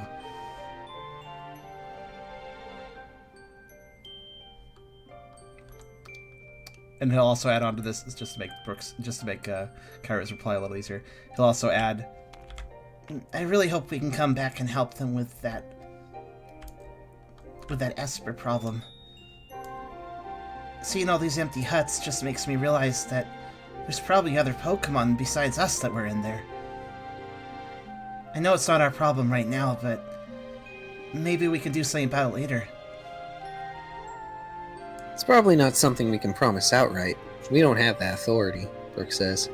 But it's not a bad thing to suggest. Tucker does a small, if awkward, smile. Yeah, we're not that big a deal. But it's at least something we could bring up with Pangoro as well. Yeah, I know how you feel, Brooke says. I will definitely report what's going on to Pangoro. The dog nods.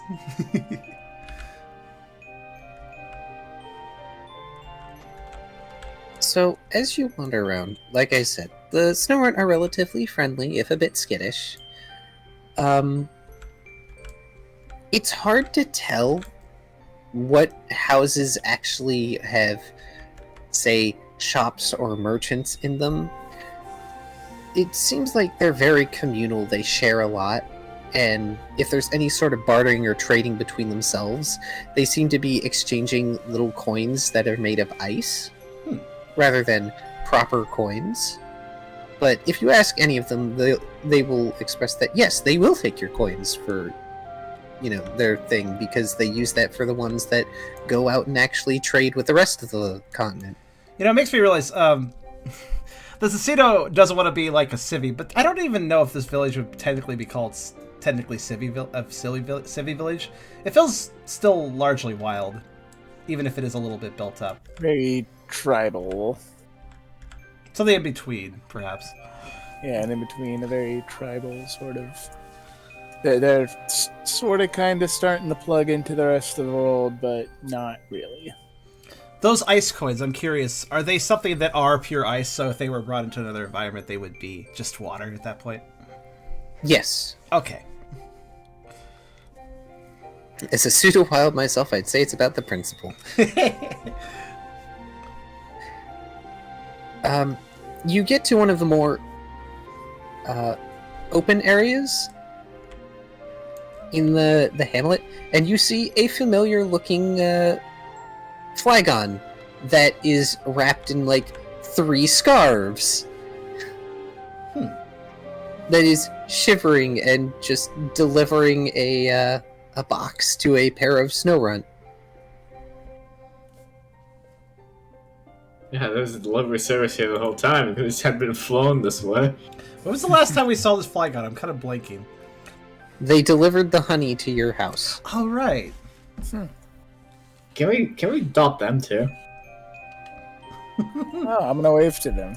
Oh, hey, it's you. How you going? Fancy seeing you here. Thank you for using Vicky's delivery service. Please sign here. And they shake a bit and flare their wings, and fire pops up in various spots on their body for a moment, which, of course, causes the snow runt to run into their building, and they just sigh. Yeah, you gotta be more careful, dude. You scare them. Oh, hi there. And they wave a shaky hand at you guys. Do we know this guy? Yeah, he brought us the honey. He's a mail person, so he's gotta deliver the mail, name and sign and all that. Of course, no.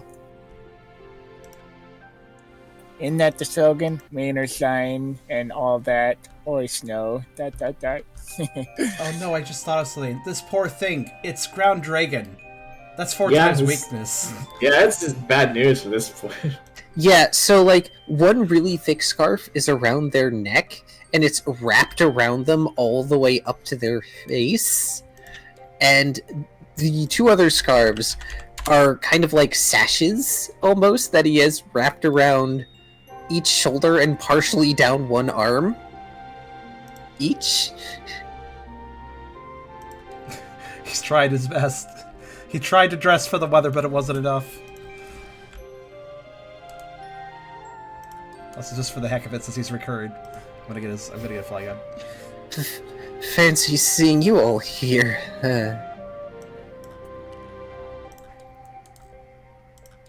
I'm just gonna say that they signed for this because they paid.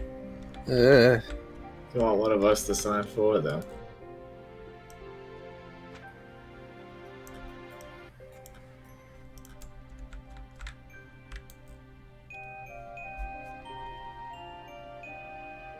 Take the silence as a no.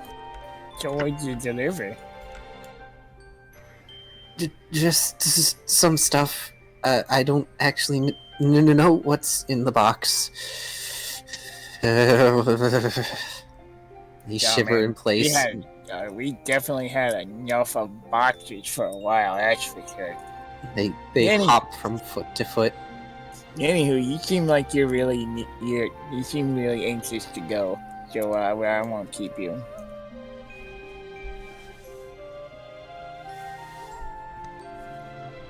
Also, Key Squid, yes. Oh no. Just to clarify something for you.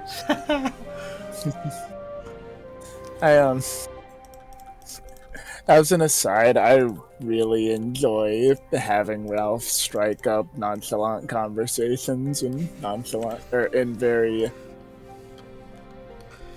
non-nonchalant settings.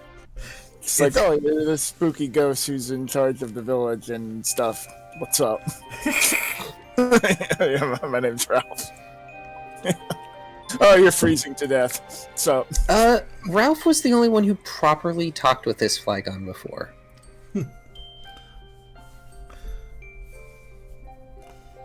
And before it turns out that the flygon is just a figment of Ralph's imagination. It doesn't actually But exist. we're all But you here. can though. all see him! We're all here, though. Ralph has a powerful mind. We can see his illusions. No. Ralph is not part psychic type yet. He's the only one that talks to flygon. Why is that? I wonder. I have a question, Car. Yes. Is it possible that I could use Aura to warm up this poor bastard? You Tucker have looks. Blaze Kick. Tucker I'm not gonna kick him. All Tucker could do is gnash teeth towards him, which isn't really gonna help much anyways. Can I just like heat up his aura like I'm trying to boil water? All right. If you want to try, Sounds Gonna turn his potentially aura into a microwave. sounds potentially dangerous, but okay. do your insight survival channel for this. Sure, it'll be fine. Wait, I don't remember that. Red Ray said, I recall Ralph being threatened with being fed to the flygon at the post office. I remember him being threatened to be fed to something. I don't remember if it was a flygon or not. I don't think it was a flygon. I do like the continuing connection, though. I do recall being threatened at the post office on multiple occasions. Yeah, there's been a lot of you being fed at the post office, to be fair. No. I hate to tell you, but no. Okay. Can I use a will to make it succeed? I will tell you right now, it will not succeed. Ah. You would have had to have gotten all successes, and then I would have had you done another roll. Oh. To see just how hot you got it. To see if he could actually manage to make it work on something other than himself. I can't even make it work on myself that well. Can I just, like, heal him? I'm sure he needs it. He looks fine, aside from being cold. Well, for now. Anyway, I should get moving, like, right now, before it gets dark again, and it's cold, and I need to really heat up at this point. So, just hopping from leg to leg, and, shakes your hands or paws each. Nice to meet you, I'm Chad of Streaky gosh, I can't even talk, it's so cold. Streaky Speedy Delivery Service. Hope to see you again. Call us for all your package delivery needs. I need to go. Zoom! And there's just this plume of snow that he kicks up as he literally jets off, trailing some fire as he goes, lighting up some oddly Typhlosion-like marks on his wings and tail. Okay, I want them. We gotta go adopt this one later. I appreciate your service, Burke calls. I will add them to my collection. Oh no. Oh no, you're becoming the esper.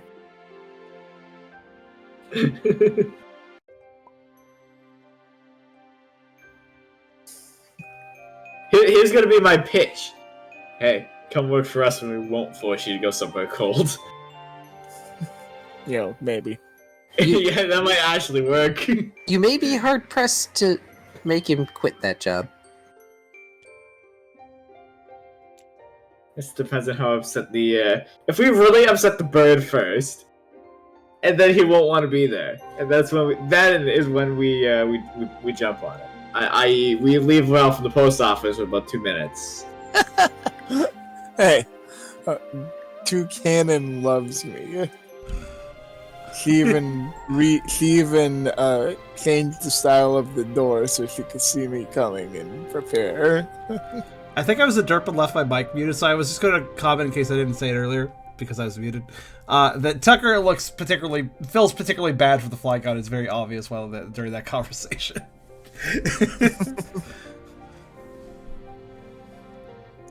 By the way, Tucker, aside from your, have you been? Oh right, you've got your eye covered. So here's the interesting thing about your eye being covered. Mm-hmm.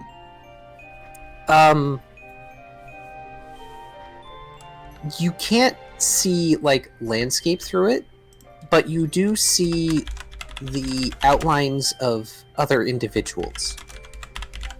So he doesn't get. So that eye doesn't get. As it's covered, it still doesn't manage to see anything normally, but it can still see outlines of. Yes. Despite being covered.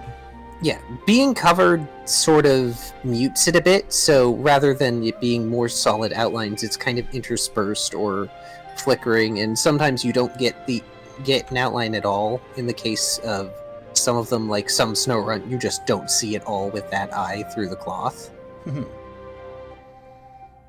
Huh. So it's sort of like how if you cover your eyes with a blindfold, you can still sometimes see a bit of light. It's kind of like that, but with obviously the special traits it has. Yeah. Also, my Discord is roboting again, but I'm going to ignore it for the moment. Yeah. Oh yeah. You noticed that the flygon's outline looked weird? And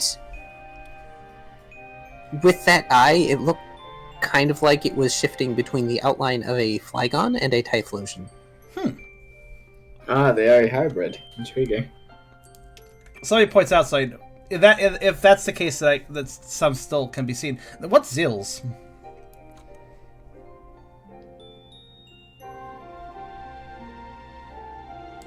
It's one of those, like,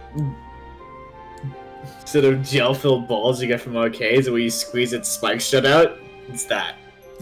What? No, actually, this is kind of a relevant question because it seems like Well, King Car Zill doesn't is... know because Car doesn't exist. Oh, okay. I will just... I wonder when he can hear me. Okay, that's fine. Carry on. Everyone is dead. Once things clear up, let me know and I'll repeat my question then. I don't know. Wait for Car to tell you that. I can just I type don't know. it, I Wait. guess. Yeah. Yeah.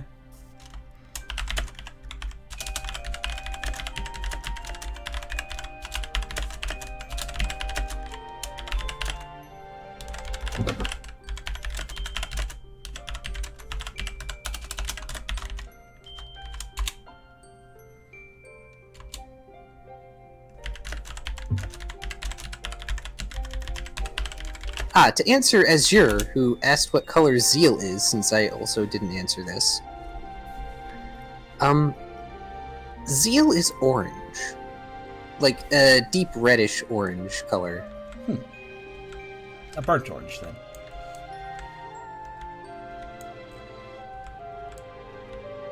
Neat. I don't know if Car can hear us. Still.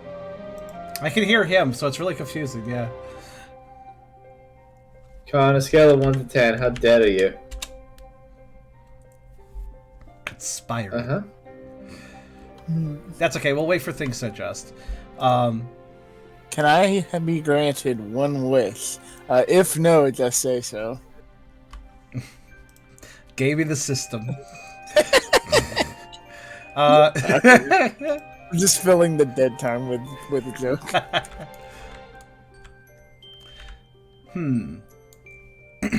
Well, it's interesting. I wonder, is it Discord itself at this point? Is that what we've...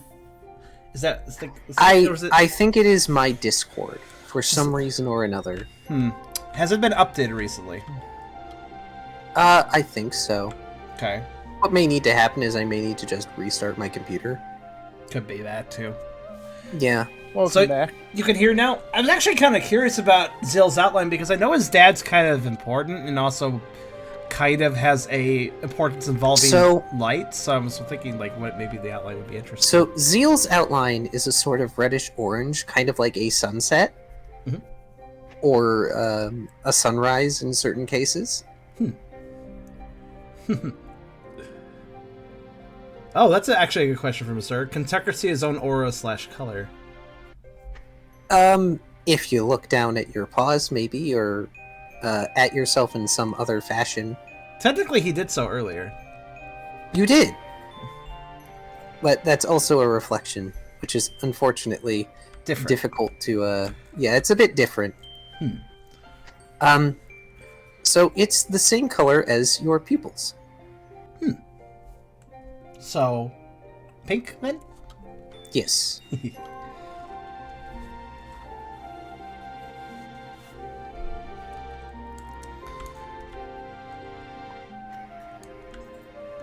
Irises, sorry. Yes, you are correct. It's okay. I never remember which part of the eye is which, so. I know which they are. I was incorrect and lazy. So since it's about... yeah. Oh, go on. I was going to say the Kyrio be our bead, so... Yes, Kyrio is back, though. Oh, he is? Oh, yeah, he did reply. So, okay. Since it's about almost any time, first of all, I'm sorry, everybody, for how many technical difficulties there have been. This has just been a particularly bad Wednesday for technical difficulties, it sounds like. That aside, you all are able to eventually, because there isn't any real rush. Oh no. See, technical difficulties. Since there isn't any real rush for you all to sort of, find something immediately, you do find at least 2 locations that are willing to sell you or trade you some of the snomlets, which are basically, little mochi treats. Nice.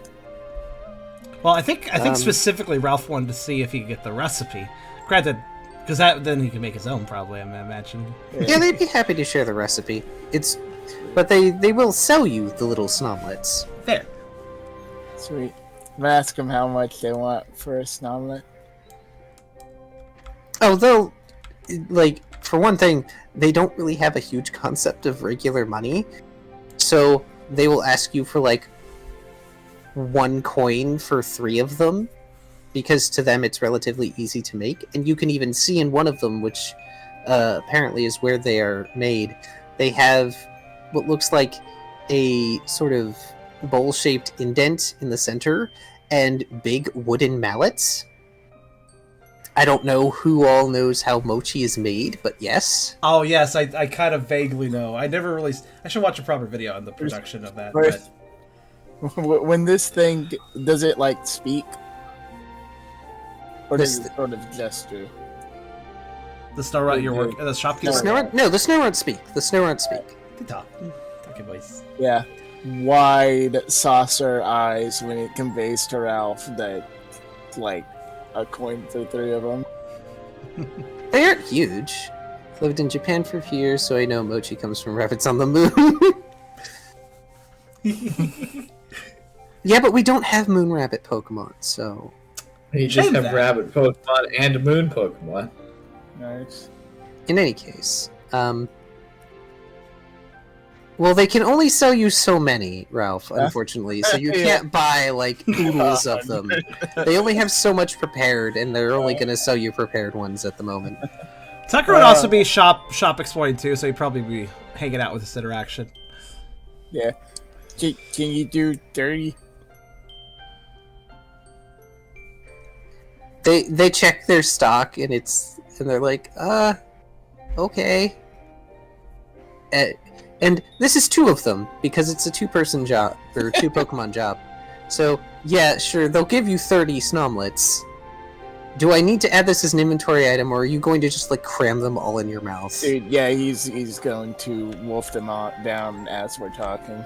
Make a vitality roll. He's gonna die. You're not going to take damage, but I need to see if you get brain freeze. Yeah, let's see if I get an ice cream headache. Tucker won't actually ask for one this time because he knows how cold they were from last time, but he doesn't want to. Yeah. No brain freeze, darn. Nice. These treats are kind of dangerous for us up here, but they would be quite a useful thing to know how to make in Savantown. I bet they'd be a bit of a... I bet they'd be kind of popular for those Pokemon that don't like... Well, if you could manage to make them chilled. That's the trick, really. Yeah. But we do have a... We might be bringing back an ice type, so, Maybe. Oh, gosh. Then it takes on a whole new term. They're little snomlets, and the snom makes them. We get it ready. We get the batter ready. We point the snomlet at the batter, and we give it a squeeze. And it's not called snomlet. Ice breath comes out when we squeeze it, and it. Don't squeeze him. I was thinking you make the mochi ball, and then you just put them on top for a little bit until it's chilled, and then you move to the next one. I was thinking we squeeze the. Remember, these things basically have a little bit of ice cream inside them. So I see. You'd have to figure that out too. They give you the recipe, but they have no confidence that Warmlanders can reproduce it. Challenge accepted. Also, they have a kitchen. I can use Ice Fang, but I don't think people want me to bite their food before they eat it. That's fair. So there's 2 Snorunt that are in this operation. There's the one that's talking to Ralph, and there's the other one that has a face like a sort of grizzled old man, and a whiskery straw mustache looking thing on their face, and the whole closed eyes thing going, and they're the one who works the hammer. That's great. That visual thought. My goodness. And if you watch them work, they are surprisingly quick. It's just like da-da-da-da-da-da-da-da. And then suddenly they are done with one small batch of the mochi. Nice. But there's other shops too. There is, of course, the Clothier, or as close to you as you can get to it. There's also the one building where there are the Snow Runt who make the tools, like the shovels and various other things. So if you are looking for basic tools, ones that are probably made of bone, ice, and or wood, you will probably find it there. Tucker would be on the lookout. Tucker would want to examine any sort of shop that's based around little trinkets and souvenirs, just to see what they might have. But also, he might be interested in the tools area, too. They're very basic tools for things that they probably need around here. Strangely enough, it looks like they have some tools that are probably good for farming, but you haven't seen anything that looks like a farmable, piece of produce in this area. They farm snow. Yeah, they farm snow, basically. But since it is late and we're going to end, I will say that you all do find the Clothier, and they have shears.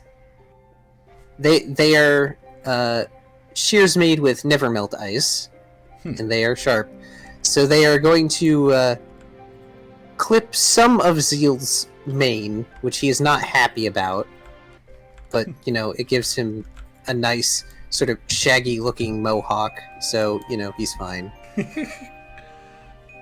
He's fine with this. He thinks it's a nice new look. He thinks Hakamoto will like it. But they also clip off all the super fluff from the Cincino, aka Sassy and Chinchilla, and they tell you to come back tomorrow, and they will be done with your clothing. Oh gosh! That's so cursed. You need to find some more though. Oh god, I hate It's that. so cursed. Oh, it's terrible. That looks fairly accurate, actually, for the body shape. Yes, but it's so cursed. I hate it. I hate it so much.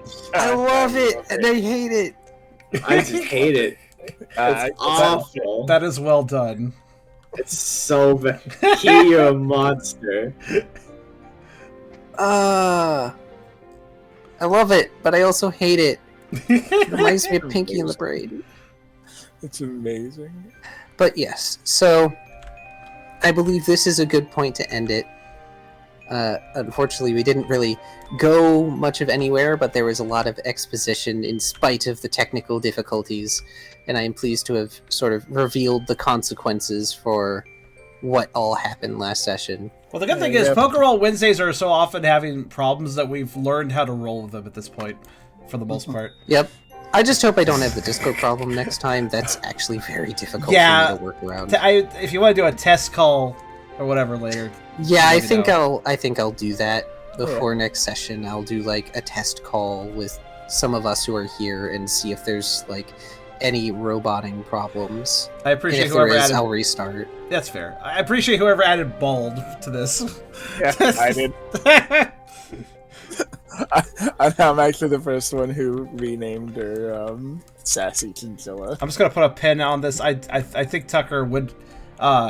There might be a bit of a small shopping trip for Tucker actually at start next That session. is So okay. That's something we can take care of in between sessions if you want. Or that. You can ask me if there's things that you can get, and I can tell you if they're there or not, and how much they would quote unquote be in normal coin. fair. Or the next session start if everybody wants a moment of peace, like everybody's looking around the village or whatever. It'd be a good time for that too. I don't know if that's how we want to start next session, but it's an idea. Yep, whatever people want. You all receive 2 EXP this session. Plus, I like a bit of time to examine a new town. It's always neat. 2 XP. Yep, as normal. Okay, I've added it to my sheet. Everybody added to your own sheets, of course. Indeed. I can't tell how much XP I have. Oh, do you want me to add to your sheet? Since it works. You have 5 at the moment. Yes. Shall I fix it for you, Kyrio? Oh. You didn't add new experience? I did not add anything. Okay. I'll add. I just highlighted it. All right, it is 7 now. And I can tell you that the sheet is fine, like, for me, so, like, any glitches you're seeing are not permanent, so. Anybody else having sheet glitches and maybe that experience for them, or is everybody else good? I'm good. I'm good. Went from 3 to 5. Sweet. All right. Thank you all for the session tonight. Thank you, audience, for bearing with us, and I hope you enjoyed. Eragon, go to bed. You're yawning. Yeah. Yeah, I'm going to fuck sleep. Oh, Car, one last thing. Yes. I know we talked about this between this session last about Tucker's stats. Didn't I decide I was going to spend? You wanted to spend on strength. Yes. After our conversation we had that I'm going to leave partially private, but yeah, I think it was point towards strength because Tucker has gone through quite a bit at this point. He's actually physically exerted himself as well as, empathetically. So I think at this point he's finally going to get another main stat point, which he hasn't gotten in a while, mind you. Now let's see. Does Puchita have the ability to take 4? I think they do. Yep. Yeah, you have ability for 4 strength and 4 dex, though for you, your limitation is kind of at 3 because of what was decided for roleplay purposes. Right, but with another point in strength, he can get another point in dex now, if that's a decided thing. So, 4 strength, that is going to be how much experience? How's the calculation work again? Is it 10 times current, right? So 30, I think? So, yep, 30 experience. And then now it's 4. So, okay. That is basically half the experience he had, so... There we go. You could even get another point in dexterity if you wanted. That's true. Let's see. What are the other... What stat... Yeah, the other stats are all capped at 3, so he could also get another point in insight, which might be worth considering as well. His empathy is related to insight, and he has been using a fair bit of that. So, if for those unfamiliar, the way I stat Tucker is what he does determines what he builds. It's kind of like, basically I use Elder Scrolls logic. Jump in place a million times, you build up your athletics. Sneak in a corner, but right around the corner, you get your sneaking up. Stuff like that. Don't forget to raise your level. Ah, yes. How does that work? I forgot the system again. It'll be +4 because it's your 4th point in strength. I'm pretty sure this level is honestly probably lower than it should be, but I don't know. Yeah. Oh, don't forget you also get a tough point. Oh, yes, a tough point. Yeah, I lost track at some point, and I'm like, I don't know, like 50 or something. I mean, I could, honestly, at some point we could sit down and reevaluate our sheets to get the right level number if we want to do that. But yeah. Yeah, no, that's not really necessary. I've actually stopped using level as a quantifier. Was it purely decoration, or did it actually have some, like, does the game actually say, like, if the Pokemon's level is this, then blah, or something? Like, does there actually mechanical? I think Nightshade is the only move that cares. And that's about the user's level. Maybe. I see. I would need to look at Nightshade again to see how it works in Pokerole. That aside, like, I don't think there's any effects related to level.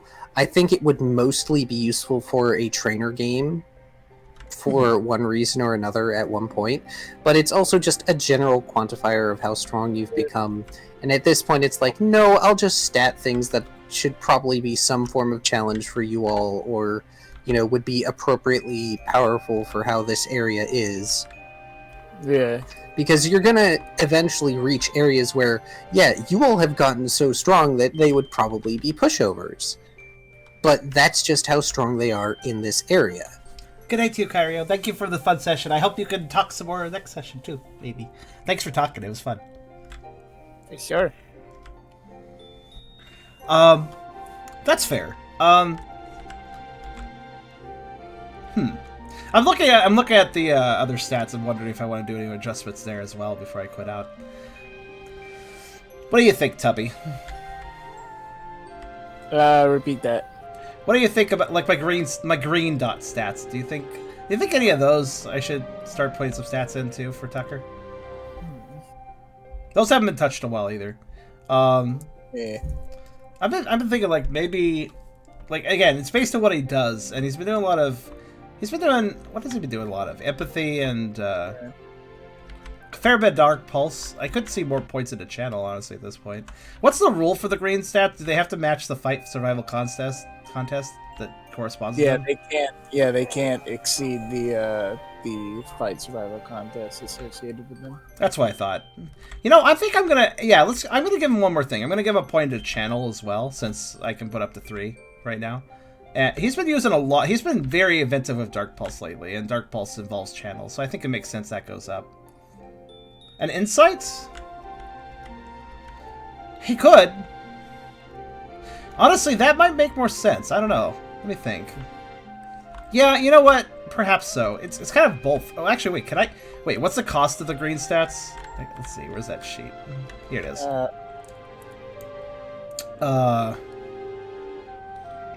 Is it a willpower? Is that what that category is, I think? No, specialty. Specialty. Oh, okay. Oh, right. What the hell is will... Oh, willpower is just your will score. Actually, it's kind of cheap. I didn't realize... Wait, is willpower will? Will's kind of cheap if that's the case. I think it's... I feel like there's a special rule for increasing the maximum capacity of will. Yeah, I'm not worried about it right now. I'm just like thinking... Yeah, but yeah, attributes are the main stats are attributes. Those are the ones that are on the left. Strength, Dex, Vitality, Special Insight. And then skills are fight, survival, and contest. And then specialties are the ones below that. Yeah. So yeah, 6 times current score. So if I were to up his channel, that would be 12. That would be 12 points. Wait a minute, can he afford both? I think he can. Okay, I think you're right. You know what? I'm going to do what you suggested. I think Insight does make sense. Yeah, we could get both. So Insight's going to cost 20 points. And you said that for the main stats, it's just add plus the number of dots to the level. Is that right? Is that what you said, Tub? Yeah. Well, I didn't say it. Oh. What's it did? Well, you're now the DM because the DM left, so you can... You could. I'll defer to you. Whatever. I don't know. But yeah, this means we're smarts, which I think Tucker is smart. So this is reasonable. Yeah, so I think that's a +3. Okay, that's +3 to that. So that's 42, and then and remove the experience to 14, and then we'll spend 12 on another channel because that's 6 times 2, I think. Yeah. And I think that's 3 more levels unless I'm... I mean, level's not that important, so it doesn't really matter if we get it wrong. So, yeah, I'll say it's 3. Yeah. The levels, I feel like, mostly just a vague reference point, so it's about how strong you look, so maybe when you're walking downtown, Pokemon that are way below your level go, oh man, look how strong they look. By the way, I could have done this later, but I wanted to do this now because I know Beerus is here and he likes to keep the sheets accurate, so I want to do this for him as well. So yeah, okay. Yeah, Tucker's just been saying all the experience, so okay, I'll reduce this. Now he just says 2. But hey, that was some... He's been kind of hoarding that experience. It's about time that it got applied into things, so... That is almost max stats for Puccina. Considering the whole Dex thing. He can get 1 more point of Dex, but that's it. If you're wondering why he has 1 less point of Dex than a normal Puccina, it's because he has Chonk. He has a bigger frame, so he doesn't actually get as much Dex. On the flip side of that, though, I don't know if this applies right now or only applies when he evolves, but it does seem like he might be able to get more strength. Possibly. Or Vitality, one or the other. I'm not sure which. I have to talk with Takar about it again, because it's been a while since we had that conversation, because it wasn't terribly relevant at the time when he had less dots and everything. Yeah. But yeah, now it's maybe a little more important to ask. Yeah, now that I've accomplished my main goals of before I evolve, I'm starting to think about evolution now. I was thinking about it a little bit too. I'm not going to talk too much about the private game-based conversation I had with Carr last week, but I was kind of pondering it, the idea of Tucker evolving. I don't think it's something that'll happen anytime soon, but it was definitely worth discussing, so I did so somewhat with him. So I have a few thoughts that we should bandied about together. So I'm intrigued by the idea of evolution, but I'm not sure if Tucker is really quite there yet. And it seems like he has another physical change to take his attention for now, so I don't think evolution's in the cards for a while, but yeah. But yeah, I guess that is that, and I'll update the Pokerole chat that I added a point. So what did I do? I added a point to strength, insight, and channel. Sweet. The eye thing, it's hard to say if that is going to be permanent or not. Same with Riley's spike. Though I imagine if Riley evolves, that spike will probably have something to do with that, since Lucarios, of course, get that. Though, it is different from what Tucker has, though, because Puchitas don't have one dark eye, you know? That's not a normal Puchita trait, like what Riley has is technically arguable as a normal Lucario trait. So, it is curious. They are different effects. They are different results. They're not... So I'm kind of curious how they will both be dealt with or coped with for both characters. I guess we'll see in the future. I recall Deadeye's Eye was unable to heal because he evolved while it was damaged. Actually, I think you might be right about that. I kind of forgot about that detail.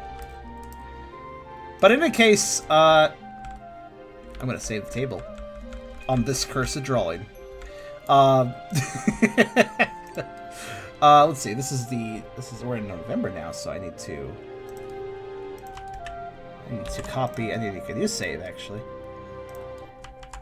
Boop. All right. So, in any case, it was a good session. Everybody has abandoned me, but it's okay.